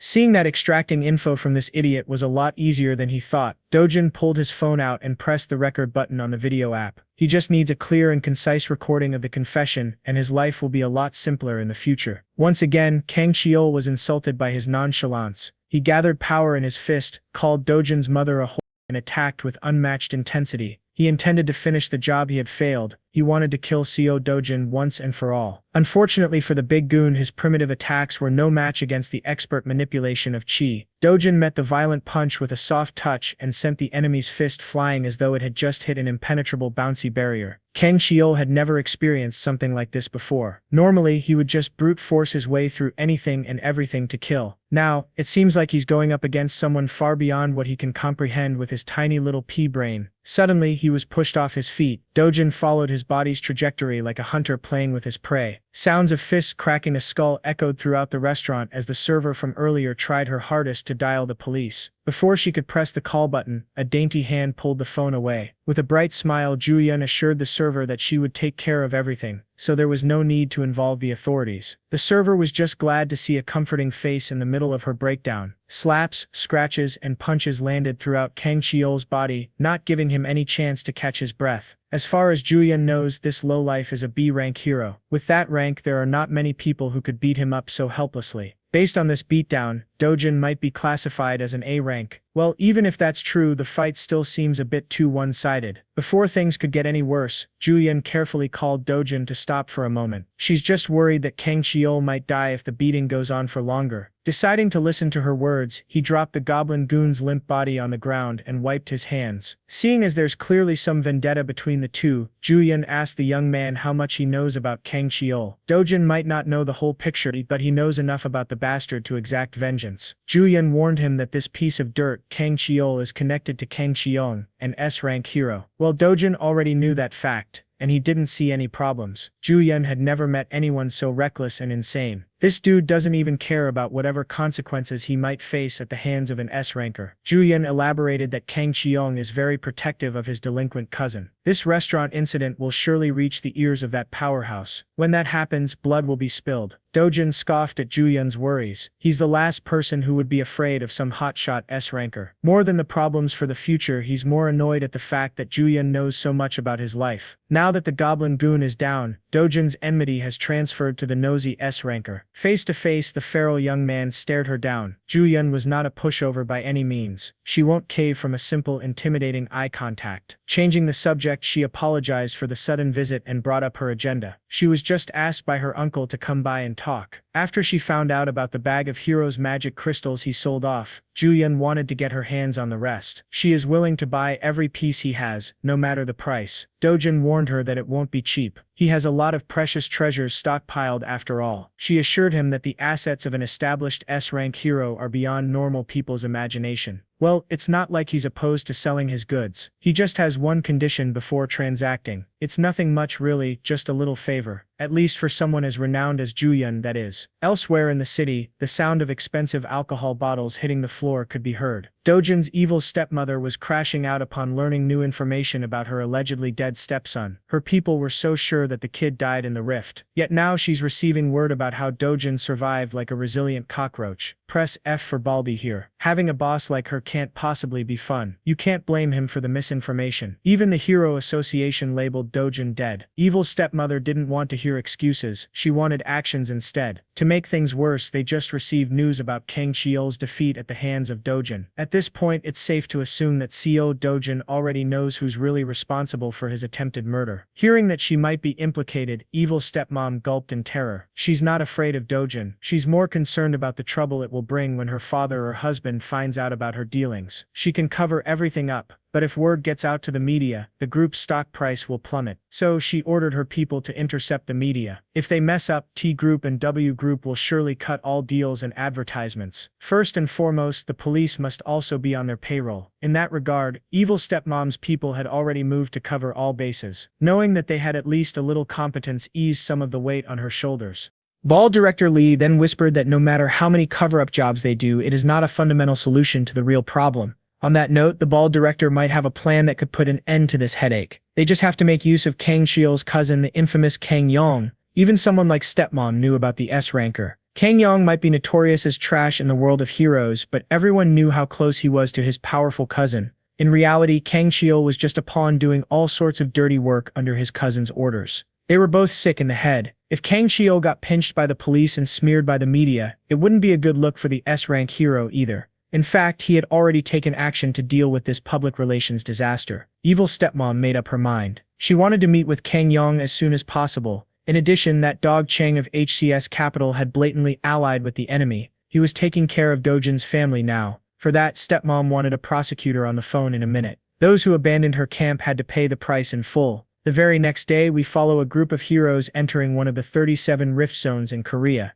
Among those rift zones, 5 zones were being turned into secured gates. The rest could only be raided by heroes affiliated with hero associations on coordinated schedules. Today, Miss Juian was leading a team herself. With her S-rank ID, she had practically limitless entries at any gate. Among the diverse crowd of heroes equipped with fancy equipment and weapons stood a young man wearing a beat-up hoodie. Juian had chosen a ranker Juian in Ju Guild as a temporary group for the hunt. It was very rare to be a part of an S-rank's hunt, so they were hyped. Juian reasoned that she simply wanted to do something fun and stretch her muscles a little bit. In reality, she had to set up this whole situation just to give the young man in the back clean entry to the gate. CO Dojan agreed to sell the rest of his magic crystal stockpile at market price to Juian if she let him into the restricted rift zone. He just wanted to earn more money by hunting in higher level zones. While it was true that rift zones housed all sorts of treasures, going into such a difficult one for a guaranteed profit without fear was just insane. Well, she didn't really care either way, she just needed to get her hands on those hero magic crystals. After a few minutes of traversing a dark tunnel, the group finally came out the other side to a brightly wooded area. Unable to rein in her curiosity, Inju started bugging Juian about the real identity of the young man shadowing their party. Juian just introduced Dojan as someone she knew, but no one was buying that half-assed answer. Inju speculated that he might be Queen Juian's boyfriend. Tired of all the buzzing, she gave Inju a partial truth and confessed that the young man was there because she owed him a favor. It's not every day an S-rank hero owes someone. While the party was lost in their respective conversations, a giant shadow blotted the sun from above. Everybody turned their eyes to the skies and saw the beast. Being an A-rank guild, the Clio heroes instantly responded by drawing their weapons and getting into their respective positions. The first encounter was none other than the fearsome cockatrice. Like the expert raider that she was, Juian took charge and barked clear and concise orders. Jinju and Dojan were in charge of defense while Xiong'o aimed for the legs. Before she could finish assigning everyone their roles, a figure blurred as he shot past everyone. With a single impactful leap, he closed the aerial gap between him and the flying beast. Dojan disregarded the long-winded group plans and leaped for a one-on-one with the bird. The guild heroes were slack-jawed. They had never seen someone so brazen. Gathering energy in his fist, Dojan prepared for first blood. Prior to his charge, Guildmaster Inju was stressing over her bad luck. They were barely inside the gate and a troublesome opponent had already shown itself. Before the group could organize and get into position, Dojan had already dropped his bag to the ground. While Juian was calling the shots, he was bursting through the air like a speeding bullet. He was an absolute speed demon. In one jump, he neutralized the bird's aerial advantage. Up in the skies, he took control of the field without a problem. His fiery energy was thick and burning. The overgrown chicken did not have the speed or reaction time to block the incoming attack. As a result, it was forced to eat a full-powered punch to the beak. Dojan landed in front of the group. He didn't even break a single bead of sweat. The cockatrice was on the verge of death, the mark of his fist visible on the side of its face. The guild people stood dumbfounded alongside their S-rank carry. They bore witness to the brutality of what happened next. Dojan lifted his leg and started stomping on the bird's head until it was reduced to meat paste. It might seem like too much, but killing a cockatrice requires a lot of force. With every stomp and kick, the sound of skull cracking and blood spurting mortified the group. Now Inju is really curious as to who that guy is. In all honesty, Juian wasn't really sure herself. All she knows is that Dojan is a really strong human. While calling him simply strong is a huge understatement. There are only a select few heroes who can do what Dojan just did. Killing a cockatrice in one blow is no ordinary feat. Juian downplayed the achievement by bringing up her sister. That woman belongs to that elite list of outstanding heroes. Still, Inju can't just get over the fact that a hidden powerhouse is among them. She watched the entire sequence and was in awe the whole time. Juian took note of the young man's monstrous power and decisiveness, her curiosity deepening. She turned to Inu with an impromptu change of plans. For now, she wants to go to the center with Dojan, leaving the rest of the group on the outskirts.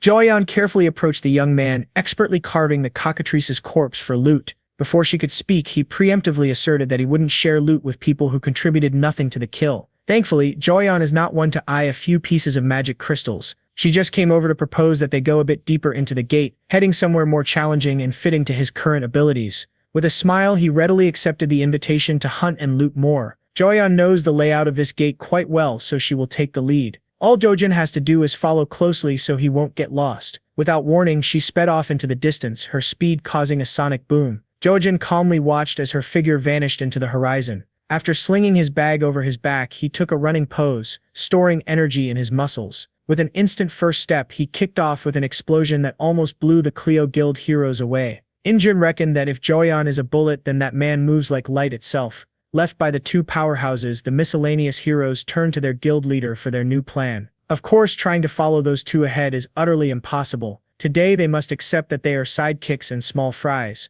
Nevertheless, this is still a decent gate with plenty of monsters to hunt around the outskirts. In the outside world, normal people praise them as powerful A-rank heroes, but in front of a real S-ranker they are not even worth mentioning. Juian and that man are leagues above the entire force of Cleo Guild. Speaking of those two, their race across the woods is proceeding hastily. While maintaining breakneck speeds without much effort, Juian kept checking her flank for signs of Dojan. Upon seeing no signs of the guy, she started softening up and thinking that she might have overdone the initial run. While she was thinking of slowing down, Dojan suddenly appeared by her side, asking if they could go a little faster. Juian's concentration broke and she almost tripped. She had never experienced something like this before. Someone can actually keep up with her in terms of racing. When it comes to speed, she's in the top 2 in the nation, but that list might need to be updated given how Dojan is making her eat dust. A few moments later, he made a stop to tease her for being slower than expected when she was clearly running to flex her speed. While the S-ranker caught her breath, Dojan turned his eyes onto the view on the horizon.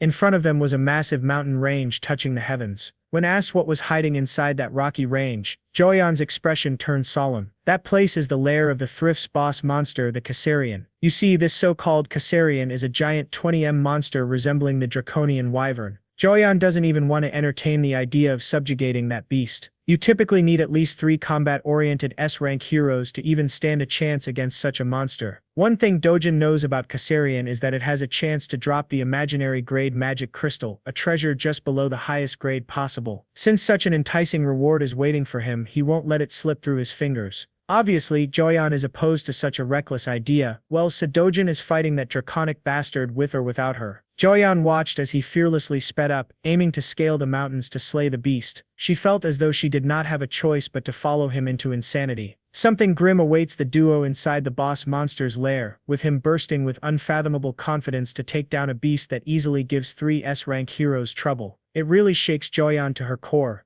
Do you know what's even more shocking? When she arrives at the site, she finds the same creature, the Cacerion, dead at her feet. The fight's already over and she has absolutely no idea what the hell went down. Our boy casually plucks his knife from the creature's corpse, leaving her at a loss for words. Juian mirrors her shock. The creature he just downed isn't just any boss monster. On that note, she talks about a prominent hero known as Park Hae-yul who fostered a reputation for hunting down monsters like the Cacerions. Though he's an S-rank himself, the first time he went to hunt down the Cacerion, he was cautious enough to take 30 A-rank heroes along with him. And yet, even with all those precautions, the A-rank heroes didn't make the cut and were all slaughtered in the attempt. Park Hae-yul was the only known survivor of the group who clung to the edge of his life by the end of the boss fight. From that moment onwards, the guy decided to rematch with the same monster, only this time he was armed with 1 more S-rank and 100 A-rank heroes behind him. It's practically a small army at that point. The fight was brutal. They focused on piercing the creature's wings and negating its flight. The Cacerion of the time was then overwhelmed by a barrage of attacks from the heroes. Despite this, only a handful of heroes remained from that battle, the rest butchered by the beast's wrath. The damages they incurred that day were so prominent that Hale's guild, the Sweet Life, has yet to recover from it 3 years after the event. And yet, this one average-looking Joe has defeated the same Cacerion monster without much trouble. The funny thing is, with her constant glaring, he reminds her that she ain't getting any of these precious gems for standing around fighting the air. The remark may have annoyed her, but Juian is more focused on the ridiculousness of the man before her eyes. If she wasn't there to witness the battle, she would never believe in such a conclusion. The same terrifying Cacerion was taken down and obliterated in a single strike at the hands of 1 man. As for Dojan, my boy has successfully harvested the awesome-looking magic stone from the creature's body. He stares at it and tells her that he no longer cares about having an escort to guide him. From this point onwards, he's fine on his own. He also denies taking the rest of the valuables obtained from the dragon's body, such as its claws and teeth. Showing little to no regard for them, he turns back to reject her plainly, leaving the S-ranker stunned for life. Instead, he'd rather focus his energy on collecting the monster crystals. He even goes as far as to allow her to keep all of those valuables to herself as a form of payment. Juian takes a look at the creature for a moment and reaches the conclusion that she also doesn't need anything from the beast. It's evening now and the rest of his group is shocked that one guy managed to collect 3 bags full of magic stones. It's an unbelievable sight even for the competent A-rankers for their guild to have obtained the same amount. It would have taken them a minimum of 20 hours and from the quality of the ingredients even more than 3 days. It begs the question about the man's identity, and they're all staring down at Juian, who brought him along in the first place and yet appears just as confused as them. Based on Juian's own words, the A-rank guildmaster can't fathom how Dojan was able to beat the Cacerion without any proper equipment. With this accomplishment alone, he stands at the top of the hero ranks in Korea, unparalleled in his might. They really just said, our boy is built differently. The A-ranker even thinks that he might be the strongest in the entire world at his level. It amazes her. Speaking of the guy, an exhausted Dojan returns with more bags on him. With just one day of hunting, he's already collected so much stuff. At this point, the group is starting to think that no one will believe them if they reported this to the outside world. Dojan's godlike power is the definition of insanity to accept. Speaking of which, they're explicitly told not to drop a word of what happened here today in the outside world, something they have to ultimately accept.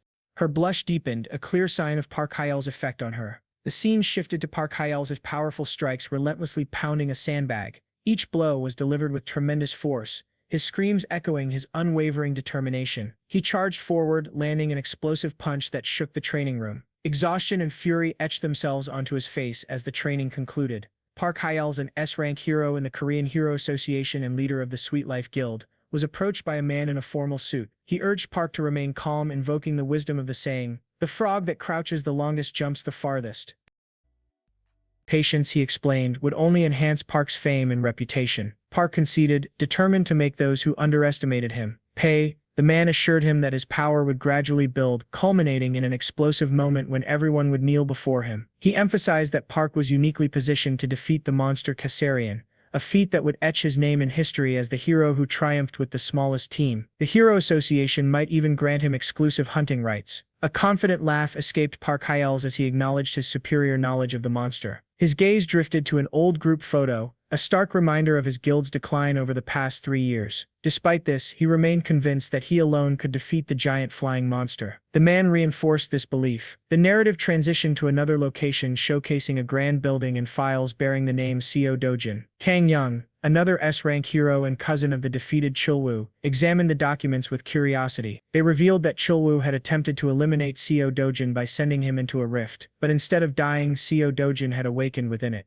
Hiju, CEO of the T Group and second daughter of the W Group, had commissioned the hit. Kang Young wondered why such a wealthy woman would target someone like Co Dojan, only to discover that Co Dojan was an illegitimate child of the T Group, taken in at 7 and cast out after the birth of the witch's own child 6 years prior. Kang Young smirked, dismissing the importance of blood relations in the world of the wealthy. He learned that Chulwoo's payment was a paltry 3 billion, remarking that the amount was too little. The informant added that Chulwoo was left in a horrific state, scarred, blind, and near death. Kang Young, preparing to play golf, mused about the brutality of Co Dojan's attack, contemplating how he himself would have maimed and crushed him. The mention of Mommy Juan's assistance to Co Dojan ignited Kang Young's fury. He demanded to know the nature of their relationship, suspecting a romantic entanglement or some kind of deal. The assistant hesitated, confirming only that Chulwoo's testimony had quietly closed the case. Kang Young erupted, ordering the assistant to uncover the full details of their relationship. The assistant fled in haste. Kang Young, consumed by rage, hurled his golf club to the ground. He anticipated Juan's impending request for him to complete Chulwoo's failed mission, a lucrative opportunity given her wealth. He grinned slyly, knowing she was a rich woman with plenty of money, so he'd benefit greatly from the situation. Meanwhile, Co Dojan walked alone under the moonlight toward his new home, contemplating the superior effectiveness of hunting in rift zones. He realized that he would need Juan's help to enter and exit these zones for now. Juan made it known that the mana stone obtained from Cacerion would be kept hidden to avoid media attention. She gave Dojan the freedom to seek fame if he desired. Dojan smiled, handing her a bag of mana stones collected from the rift, while internally resolving to find an independent means of accessing rift zones. Dojan returned to the home prepared by Huang Chang, immediately sensing an unsettling presence. Examining the shoes at the entrance, he confirmed that strangers were inside. Suddenly, his little sister's joyful scream pierced the air as she spotted him. He turned to see men in black suits standing suspiciously behind Yoon and their grandmother. The man at the center exuded authority. His sister ran to him, clinging tightly and calling out in fear.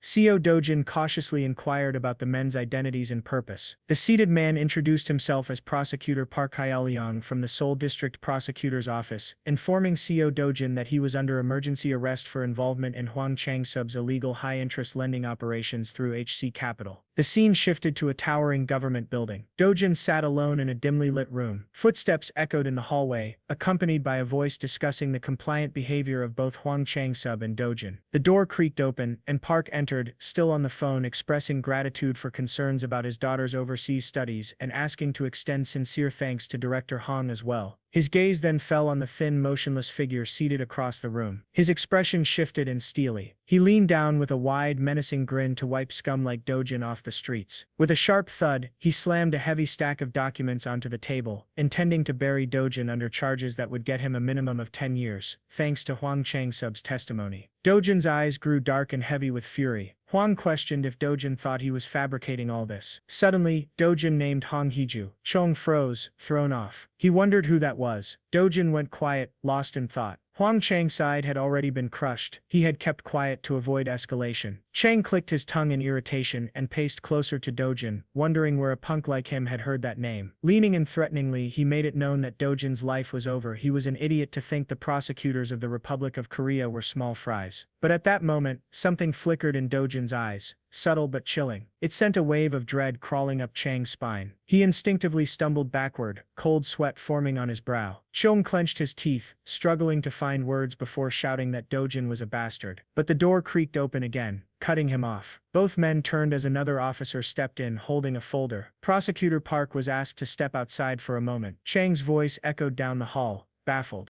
His eyes narrowed as he glanced at the report in the man's hands, wondering if it was broken. A second voice confirmed that the device was functioning properly. Chang's fingers tightened around the page. The awakening scanner said he's a civilian, which was impossible. It was Seo Dojan. The assistant stammered that maybe the intel about his awakening was wrong. Chang's made it known that the data came straight from the TC Corporation's investigation, and couldn't be wrong. Dojan knew the name Hong Hiju, so who the hell was he? Inside the stark cold interrogation room, Dojan sat alone, his hands still bound. He let out a quiet sigh and his gaze sharpened, ice-cold and bitter. He wondered if he should just burn it all down, thinking this is why people call Korean prosecutors the Justice Department's hunting dogs. Before he could sink deeper into that thought, the door opened once more. Dojan stepped inside, head tilted, curious as to what he was doing there.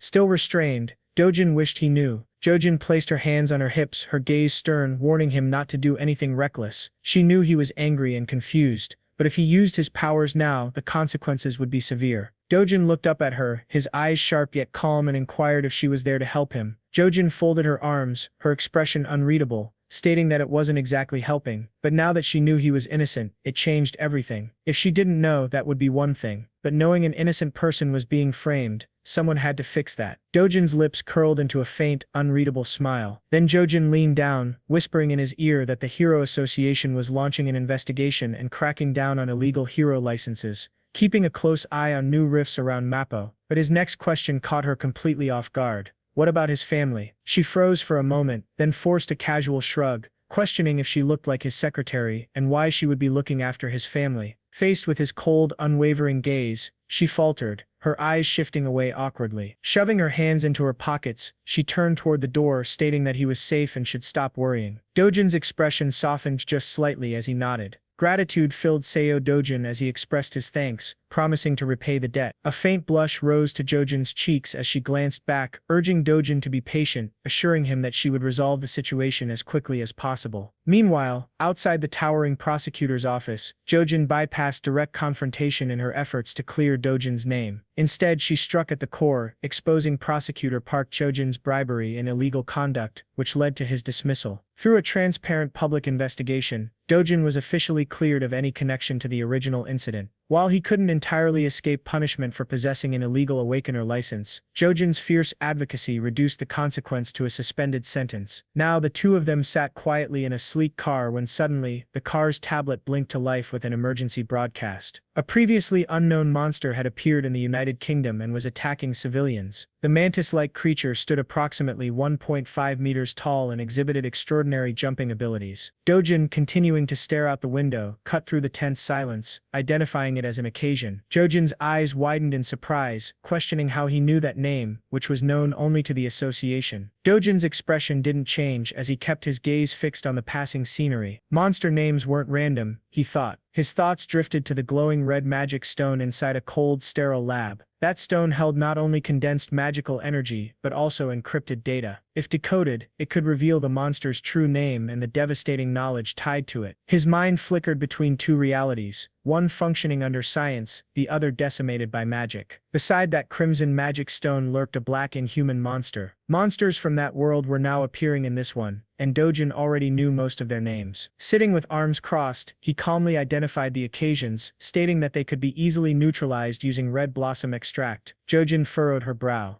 Red blossoms. Dojan finally turned his gaze toward her, unwavering, and explained that it was harmless to humans but a potent paralytic for occasions. Spray it on them and they wouldn't move a muscle. Dojan fell silent, absorbing the information, her expression growing serious and calculating. After a pause, she fixed him with a firm, penetrating stare, directly questioning who he was. He didn't respond. The silence between them stretched thick and heavy, filled only by the hum of the engine. His gaze returned to the window, his face unreadable. Dojan clenched her jaw and questioned if he was even listening. Suddenly, he turned his head slowly toward her, questioning what would happen if he killed Hiju right now. She didn't dare say a word, unsure if he was joking or completely serious. At the association office in Akko, the sharp, repetitive sound of nail-biting filled the tense air. Hiju sat behind her desk, chewing her nails non-stop, her complexion pale and her expression tight with fear and frustration. Even Manager Lee, who stood nearby, was drenched in nervous sweat just watching her. Straightening his posture, he delivered his report stiffly, outlining the current situation. The nail-biting abruptly stopped. The witch remained silent for a moment before muttering darkly, wondering why Dojan was involved. Manager Lee, clutching a report in his hands, responded helplessly, stating that they weren't sure yet, they didn't know their connection or how she even knew Dojan. Hiju's expression grew even darker. With a sharp snap, she bit off another nail. Her voice was low but laced with rising fury as she wondered what the hell was happening. Suddenly, she slammed her hand on the desk, shouting in anger, questioning the nonsense about Dojan not being an awakener. She had heard he had already awakened. Faced with her outburst, Manager Lee could only rub the back of his neck, trying to stay calm, stating that all reports did indicate he awakened, but trailed off, suggesting it might be some sort of skill, something that could deceive the detection system, just a theory of course. Hiju's face twisted with rage, her eyes blazing. She jabbed her finger forward, ordering Lee to get in touch with Kang and offer him 20 billion or even 30 billion. She didn't care as long as he took the job. Elsewhere, a cocky voice echoed from the other side of the room, dismissing 30 billion as not enough. Kang lounged in his chair, a smug grin on his face. His assistant, clearly flustered, hesitated, questioning if doubling that wasn't asking a bit much. Raising a single finger, Kang shook his head, stating that from Hiju's perspective, he was the best option she's got. If he handled this properly, 60 billion was pocket change to her. His gaze sharpened, his voice dropping slightly, reminding his assistant that there was an S rank in Juian. If they were going up against an S rank, the fee had to reflect that. The assistant looked away uneasily, murmuring that she was no ordinary opponent. A loud stomp made the assistant jump. Kang leaned in, his voice low and dangerous, questioning if he thought all S ranks were the same and asserting that he could take Juian down in 20 minutes. The assistant's eyes widened in fear as cold sweat beaded on his forehead. Young threatening demeanor instantly melted into a carefree grin, inquiring about any updates from the association. Inside the lavishly furnished office, the assistant lowered his voice cautiously, stating that the UK branch said they couldn't send any more reinforcements, and that the association had announced that hero selection for overseas deployment would now follow stricter criteria. Kang rubbed the back of his neck in irritation, seeing this as a way to make it impossible to back out without looking weak. Cursing under his breath, he turned back to his assistant, asking about the schedule. The assistant answered with slight hesitation that he was set to depart in 3 days. "Oh, Japan," Kang said, stating that he had been meaning to meet T-shirt. With both hands tucked into his pockets, he stared out the window at the vast city skyline, murmuring with quiet ambition about Macassians, a new type of monster with no known weaknesses. A satisfied smirk spread across his face as he admired the view, thinking that if he figured it out first, his value would skyrocket. A low chuckle escaped his lips. Meanwhile, in England, a blinding bolt of lightning cracked through the dark sky, slamming into the clock tower with a thunderous crash. Down below, panic erupted in the streets as civilians screamed and scattered, fleeing in every direction from the monstrous creature charging toward them, fast and relentless. Suddenly, a group of armed operatives stepped into the monster's path, ready to engage, weapons at the ready, their expressions grim as they stared up at the towering beast. The monster let out a thunderous roar, slamming its massive claws into the ground with such force that the earth split wide open. The team reacted swiftly, dodging the shockwave with precision as they fanned out, attacking from multiple angles. Below, magic users unleashed a barrage of spells, waves of glowing violet energy streaking through the air toward the creature. Then, with a single clean slash, its head was severed, sending the beast stumbling backward. Moments later, its headless body crashed to the ground with a sickening thud. Breathing heavily, the group stood in silence, eyes fixed on a mangled corpse, but the moment of relief was short-lived. One of them suddenly froze, his eyes narrowing at a distant sound. He looked up, a flash of lightning cracked across the sky, illuminating the ominous clouds and revealing several more monstrous figures lurking in the shadows. A razor-sharp claw plunged from above. The man's eyes widened in horror, unable to react. And so began the night of terror in the United Kingdom. Beneath the towering clock tower, the ground was still stained with blood. In the days that followed, a relentless wave of monsters launched a coordinated assault across the city. Streets swallowed by debris and monster roars echoed through the sky. Britain's heroes fought with everything they had, but without accurate intel, they suffered tremendous losses. The enemy pressed forward, now converging on London. As the dust settled, massive silhouettes emerged from the smoke, towering creatures moving with terrifying resolve. Their golden eyes glowed, not with warmth, but with the chilling promise of death. And then, suddenly, the golden light in their eyes flickered and vanished. The monsters froze. Moments later, one after another began writhing in pain. Their bodies convulsed violently as they collapsed. Above, the thump of helicopter blades filled the air as aircraft hovered overhead. Inside, stunned soldiers and personnel stared down at the battlefield in disbelief, exclaiming that it was working. Cheers erupted as realization spread. Juian stood motionless, still processing the scene. Juian had been right. The red blossom ant extract had worked. The Macassians couldn't withstand it. Kang gaze drifted toward Juian, his fists clenched at his sides, his eyes darkened with envy, unable to accept that she could be so good. Juian simply smiled, her voice calm and steady as she turned to her team. She ordered them to finish the job. Without hesitation, she drew her sword and leapt from the aircraft, diving fearlessly into the battlefield below.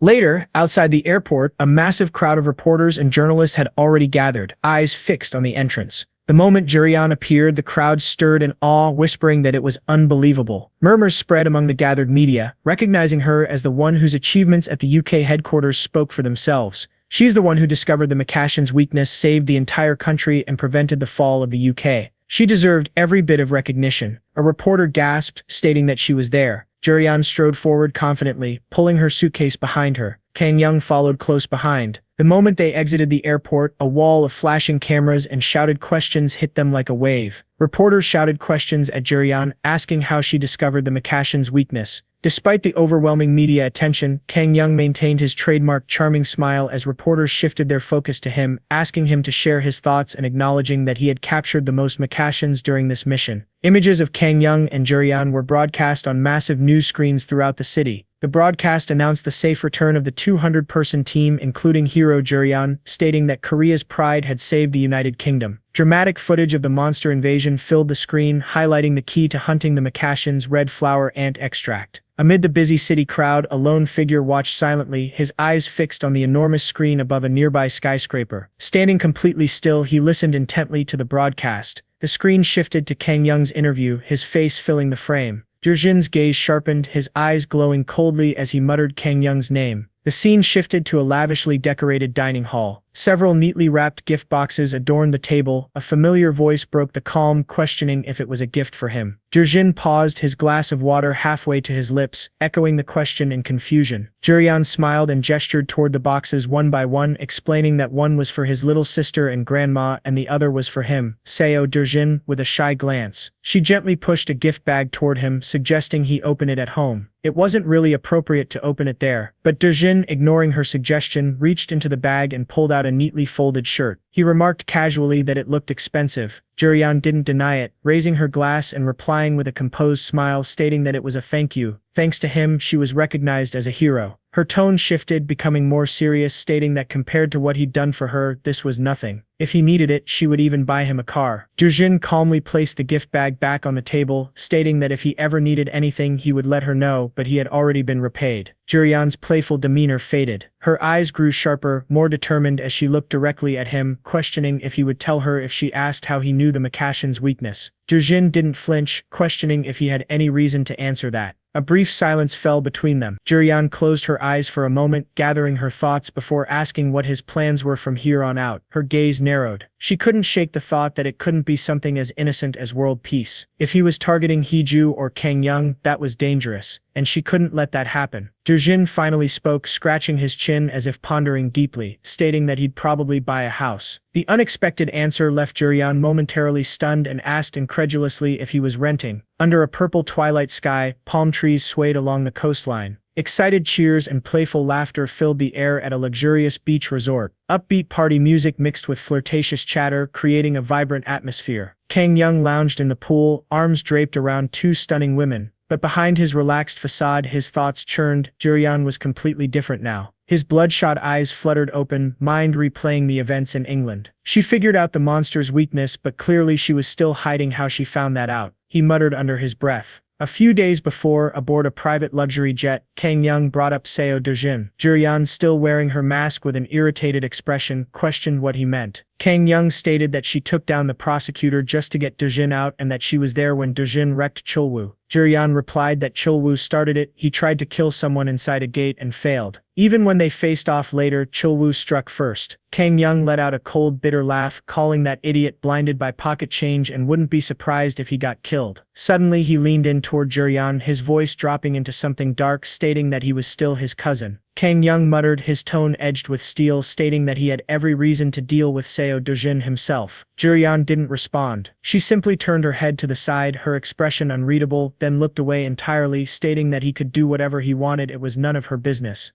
Kang Young's eyes narrowed, scrutinizing her reaction, wondering what was going on, and that their relationship wasn't as solid as he thought. Without even glancing his way, Juian tossed him one last remark, stating that she had no reason to interfere. The soft sound of fine wine being poured into a crystal glass echoed in the background, but her words only deepened Kang Young's suspicion. He took a slow sip of the wine, his gaze thoughtful and dark, stating that there was definitely something between those two. The scene shifted to England, specifically Shrubbery. One of the hardest-hit locations was left in ruins after the recent wave of monster attacks. The UK Hero Association had deployed personnel to the area, their presence tight and vigilant. They were desperate to collect as many mana crystals as possible before the inevitable second wave struck. A D-rank hero sighed wearily, stating it was a waste and that if they had that red flower ant extract, even guys like them could have taken down a Macassians. The man beside him nodded grimly, stating that if the first wave had been stopped in time, this place could have been a gold mine for mana crystals, and that everyone knew that once a wave hit hidden areas and no teleportation gates could ever be installed again. One of the guards glanced uneasily at the rift, stating that they say the second wave won't just be Macassians this time, other monsters too. His teammate nodded, stating that was what was terrifying. No one knows what was coming, and he had heard some countries were completely wiped out. A faint sound behind them made the first man turn instinctively, questioning if he saw something. The man muttered, eyes still locked on the portal, stating that he just got this weird feeling like someone walked out just now. His teammate scoffed, clearly unconvinced, stating it had only been 5 hours. They both tried to shrug it off and refocus their attention, and stated that they needed to stay alert. But at that very moment, the red portal let out strange arcs of lightning dancing across its surface. The guards froze in place, eyes wide. From the portal, a man emerged, clad in black armor, a terrifying aura radiating off him like heat from a furnace. Bloodlust hung in the air, heavy and suffocating. The guards stared in horror, stating that he wasn't one of them, not a hero, not even a hunter, and urged to call HQ. Before they could move, the armored figure raised his hand. A blinding ring of green light materialized in the air. It shot toward them, instantly lifting both men off the ground. Suspended helplessly, they thrashed in panic. One of them cursed, pulling out 3 daggers and hurling them, urging him to die. But the glowing rings deflected the blades with ease. The man's scarred face twisted into a cruel sneer, calling them pathetic. He clenched his fist. The guard screamed as an invisible force crushed down on them. While the figure watched coldly, he muttered that it failed. Even after activating the time-space rift, he clicked his tongue. A guard, barely conscious, forced himself to look up, stammering to question who he was. The armored man tilted his head slightly, as if considering whether to answer, but before the words could come, he flicked his wrist. The guard's body collapsed, bones shattered, blood pooling rapidly. The man calmly lowered his hand, his expression filled with disdain, stating it was time to clean up the trash. The scene changed to Pau, South Korea. A hidden residential area nestled in a lush, secluded valley surrounded by green mountains. Dojan walked leisurely across an open expanse of grass, his expression calm, his steps unhurried. But as Dojan continued walking, a strange noise made him pause. A gust of wind swept through the valley, sending the tall grass into a wild, rustling dance. Suddenly, from beneath the earth, monstrous creatures erupted, worm-like beasts with jagged saw-like teeth. One by one they burst forth, surrounding him in large numbers. Dojan crouched beside one of the gaping holes they had left behind, calmly placing his palm on the ground. He identified 6 within a 100-meter radius. An eerie, amused smile crept across his face. A blazing sphere of energy flared to life in his hand. He was curious how many of them could survive this. Without hesitation, he hurled the fireball into the hole. Silence followed. Then a violent chain of explosions erupted underground. The shock waves shook the field as mangled monster flesh was launched into the air, raining down like steaming confetti. Dojan tilted his head, eyes calmly tracking the falling remains. A smirk played on his lips. Meanwhile, in Hero Association headquarters inside a modern high-rise office, a man sipped his coffee. His voice was cool and composed, inquiring what kind of person they were dealing with. Across the room, a man reviewed a report and confirmed his identity through official channels, stating that he used to be a rebellious young man. He once said, "He's a hero."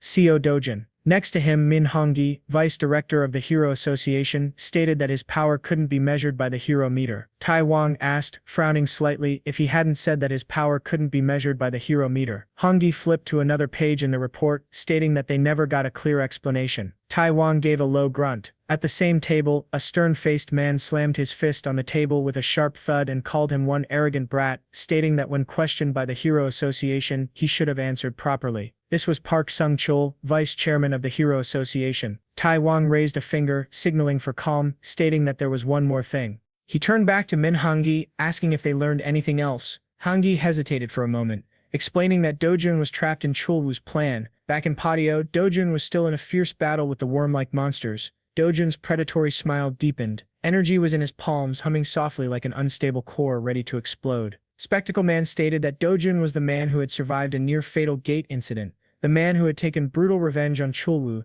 the man who had single-handedly cleared the newly formed rift in Mappo. Another beam of blazing energy tore through the last creature as it tried to retreat, blasting a hole clean through its torso. Though his methods were ruthless, bordering on excessive, one thing was clear: Sao Dojan's power was overwhelming. Back in the office, Min Honggi lowered the report, his voice heavy, stating that Sao Dojan's strength was beyond anything they've dealt with. Tai Huang leaned back, folding his arms and closing his eyes. A wild stallion, he mused aloud. Impossible to tame but undeniably a thoroughbred. Is that what he was saying? Honggi nodded hesitantly. There's more, he added, stating that he applied for official hero certification, saying he has a sponsor and hopes to bypass standard formalities. A sponsor from inside the association, naming Juian. The room fell into a stunned silence. Even Park Sung-chul, who had been fuming earlier, sat frozen. Tai Huang's eyes narrowed, unreadable. Back in Patio, Dojan stared at his sleek hero ID card. A faint smile tugged at the corner of his mouth, seeing his 8th-ranked hero ID in Korea. Around him the field lay decimated, worm carcasses torn, scorched, broken beyond recognition. This rift zone was cleared now. He pocketed the card and began to walk again. Elsewhere at Korean Hero Association headquarters, Chairman Tai Huang let out a booming, satisfied laugh, slapping the table hard enough to rattle the glasses. The boy gets certified and marches straight into the rifts, a nerve. Min Honggi gave a small approving nod, stating that his decisiveness was on another level. Across from them, Park Sung-chul's face darkened with disbelief. He blinked, processing what he just heard,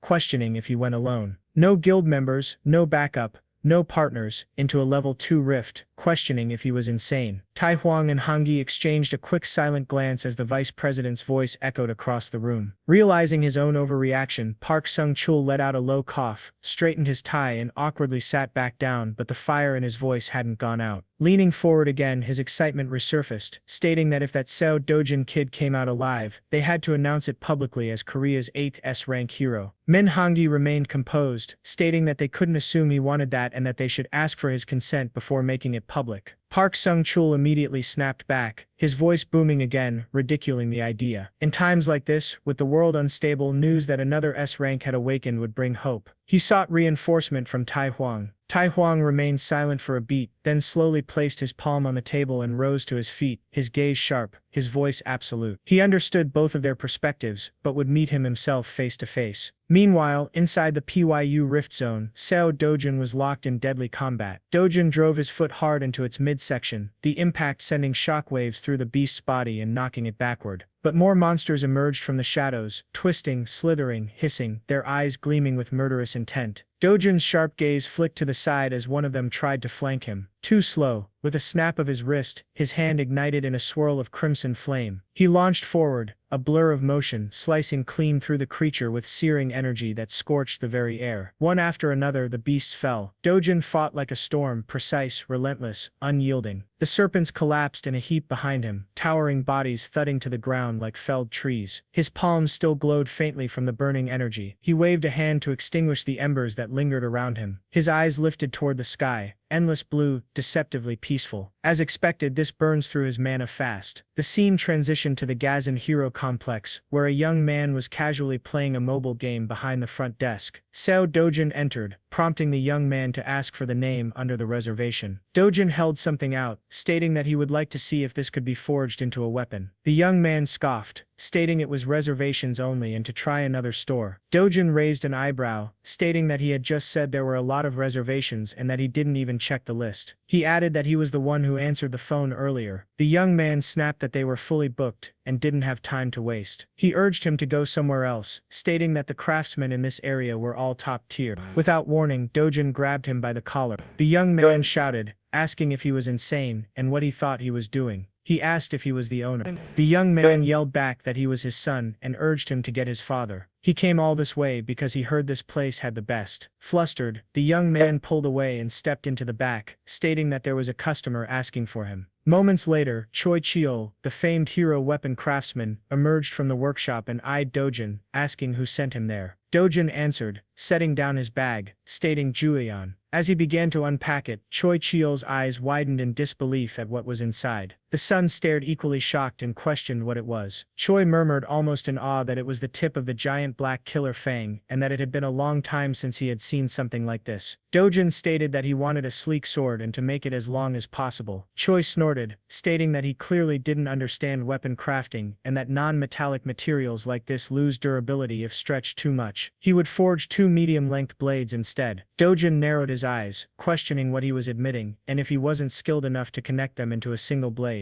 He needed the length and enhance its mana absorption to the highest level he could. The son burst out offended, questioning his lack of skill and if he was serious. His father's weapons always reached at least grade 3 in mana absorption. While examining one of their swords, Dojan remarked dryly that it felt like grade 5 before effortlessly snapping it in two. Both Choi and his son watched in stunned silence. If that was the kind of trash he was producing, he shouldn't bother. Choi, recognizing Dojan's authority, gave a solemn nod in agreement. The following day, the scene shifted to a tranquil forest, lush and bathed in morning light. Deep within, a monstrous creature slumbered, its snores rumbling through the trees. Suddenly, its eyes burst open, blazing with fury. It had been awakened. It roared, shaking the forest. Calmly, Seo Dojan stepped into view, his face hidden beneath a hood, stating that it was too noisy. Gathering energy into his hand, he unleashed a fiery blast that struck the beast with explosive force. In retaliation, the monster uprooted a massive tree and swung it like a club. Dojan nimbly evaded, soaring through the air, as he prepared his next strike. The creature reeled in surprise as Dojan dove down at incredible speed, cloaked in raw power. But in a horrifying twist, the monster instantly regenerated, stronger than before, its single red eye glowing ominously, now surrounded by a sinister green aura. Unfazed, Dojan charged in, clashing with the monstrous Cyclops in an intense battle. A devastating blow to its chest enraged the beast even more. But Dojan's strength and mastery of firepower ultimately prevailed. With a final crushing strike, he defeated the creature. As expected, it was hard to sustain the mana for long. He retrieved a jar from his bag to collect the Cyclops' blood. Later, at a bustling trade center, Dojan calmly placed the jar on the counter. The clerk's eyes widened in disbelief, questioning what it was. Dojan stated to tell his father, Choi, that with this he would be able to fuse 2 black killer fangs with ease. The clerk called out, but Dojan was already walking away, ignoring him. As he left, Dojan reflected silently that he had gathered all the essential materials, but to truly boost mana absorption, there was still one more thing he needed. To be safe, there was only one place on Earth he could get it. The scene cut to Juian, lounging at a scenic resort, seemingly enjoying a vacation. Her phone rang. It was Seo Dojan, stating only one word: Brazil. Her eyes widened in alarm, her relaxed demeanor vanishing instantly. A man walked past the poolside wearing nothing but sleek swimwear, the lazy rhythm of splashes echoing faintly in the background. Without looking at her, Juian asked whether Inju was aware of a hero being dispatched to Brazil by the association. Inju responded that she assumed so. A partnership had been formed between the Brazilian government and the association, and a full-scale operation was being launched to shut down the Rift Zone. Her voice remained calm as she explained that monsters in Brazil were infamous for their brutality, but defeating them yielded an absurd amount of mana stones. Because of that, and because the association was offering a solid salary, the guild had chosen to join the expedition. Hiju glanced at Juian with a faint smirk and suggested that they should head there together and bring that man along. Juian's eyes narrowed slightly. It was obvious who Hiju meant, the 8th S-class hero, the one everyone whispered about lately. Voices around them spilled into a chaotic tangle of teasing comments and rising emotion. Someone claimed that Juian must already know, pointing out there was even a rumor about the two of them having a special relationship. The accusation was met with a shrill protest as another voice insisted that W was clueless about such nonsense. A mocking voice chimed in with a sugary tone, remarking on how adorable it was, even claiming to have seen the pair sharing a Cacerion. A flustered shout followed, daring everyone else to leave if they wanted. Hiju cheered, but beneath the laughter, a quieter voice admitted that whether that guy would actually join them remained uncertain. The forge flared to life again. Dojan examined the strange compound, fused materials that weren't even metallic, bonded seamlessly as if liquefied and compressed by unnatural force. He wondered how anyone had figured this out perfectly, combining non-metal substances, melted and fused like this, even using Cyclops blood in the process. He turned to the blacksmith, voice even and precise, and requested that the weapon be made as long as possible, around 180 centimeters, shaped for two-handed use but with a grip adjusted so he could wield it in one hand, and weighted to 5 kilograms. The blacksmith paused, arching a brow at Dojan's sudden polite tone. He remarked that he originally assumed Dojan was nothing more than a street thug, but perhaps the weapon truly held value for him. Glancing at the blueprint, he warned that 5 kilograms was no joke, and swinging it one-handed more than once wouldn't be easy. Dojan insisted it was fine and instructed him to proceed. He then inquired about the completion time. The craftsman answered that he would need at least a month to work the forge. Dojan exhaled silently, wondering whether grade 7 material could handle his full power. He then stated that he would need the real material anyway, asking the blacksmith to shape only the form for now, and enhance mana absorption once he brought the genuine ingredient. But lingering in the back of his mind was a single question: could he obtain that material in time? Days later, a luxury car pulled into view with a soft mechanical purr. Its license plate gleamed like a badge of status. Juian stepped out in a dripping outfit, holding the keys as though they meant nothing, and offered them to Dojan as a gift. He took them without blinking, expressing his gratitude and saying he would use them well. His eyes lingered on the vehicle, wondering whether he truly seemed that insignificant. A car worth 100 million won? In hindsight, it felt about right. Juian tilted her head,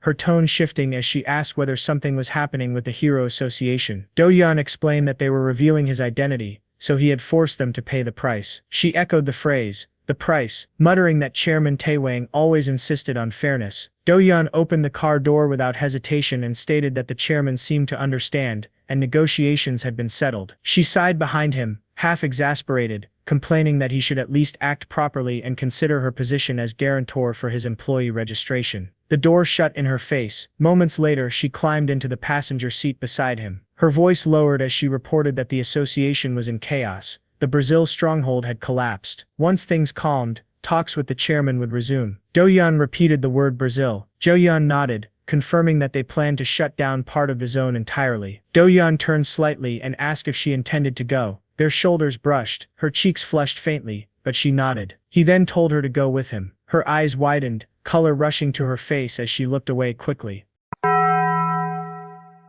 Across the city, the mood was colder. The witch sat tensely across from Kang Yong-pyo, irritation sharpening every word. She demanded to know how much more he wanted. Kang Yong-pyo leaned back, utterly unfazed, telling her that it wasn't the time to get cheap. Hiju's voice snapped with disbelief as she reminded him that he had already received 30 billion won up front, and now he was asking for even more. She accused him of never planning to do anything, lamenting that she had ever relied on someone like him. Yong-pyo's smirk didn't fade. He asked who else would have accepted that request, pointing out that killers weren't exactly lining up. Hiju shot back that plenty of men would kill without blinking as long as they were paid. Yong-pyo countered that her intel was ancient and offered to give her a freebie. Leaning forward, his words landed like hammers as he revealed that Dojan was now S-rank, South Korea's 8th S-rank hero. Her face drained of color. She wondered aloud how Dojan had become S-rank, asking if it was some kind of scam. Yong-pyo told her that if she didn't believe it, she could wait. The news would come out soon enough. He added that the intel hadn't been cheap, since he had paid someone for it. Her hands trembled. Dojan was really S-rank. Her voice broke into a full shout as she declared that if he was S rank, she couldn't control him anymore. She slammed her hands down and promised that if money was what Yang Pio wanted, she would pay more. He simply needed to act. Yang Pio's eyes gleamed. Money was important, but a steady business relationship was worth far more. Hiju hissed that she would do whatever it took. He just needed to make sure Dojan died. A notification flashed on Kang's phone. He glanced down, smiling faintly, and remarked that the heavens seemed to be watching over Director Hong. Her eyes narrowed as she asked what he meant. Kang's grin deepened as he stated that a perfect opportunity to kill Dojan was about to fall into their laps. The next day, aboard a plane carrying 5 S ranks, social media buzzed about the heroes. User Jampong wrote that the Brazil operation was awesome, that someone heading to Jiangxiango pushed the group to first place alone, that Park Hyo might be joining just for money, that Hyo was unbelievably sexy, that Kang Yang was probably getting a massive payout, and that no one knew who Seo Dojan was while he peacefully ate noodles. Many were curious about his abilities. The announcement declared that they would soon arrive in Brazil. The scene shifted to Sao Paulo, inside the Brazilian Hero Association headquarters, where tense faces gathered in the control room. News had just come in. The Korean expedition team had landed. One executive murmured that it was good news. Scanning the logs, another reported that the Koreans were the fastest among all nations to respond to their call for help. A third added that some Korean heroes had skipped lodging entirely, going straight from the plane into the rift zone, driven by their urgency-based culture. But beneath the praise, tension simmered. One executive, voice barely audible, asked what would happen if the Koreans discovered the truth. Another replied in a flat, ominous tone that there were no eternal secrets, instructing them to simply contain it until the operation ended.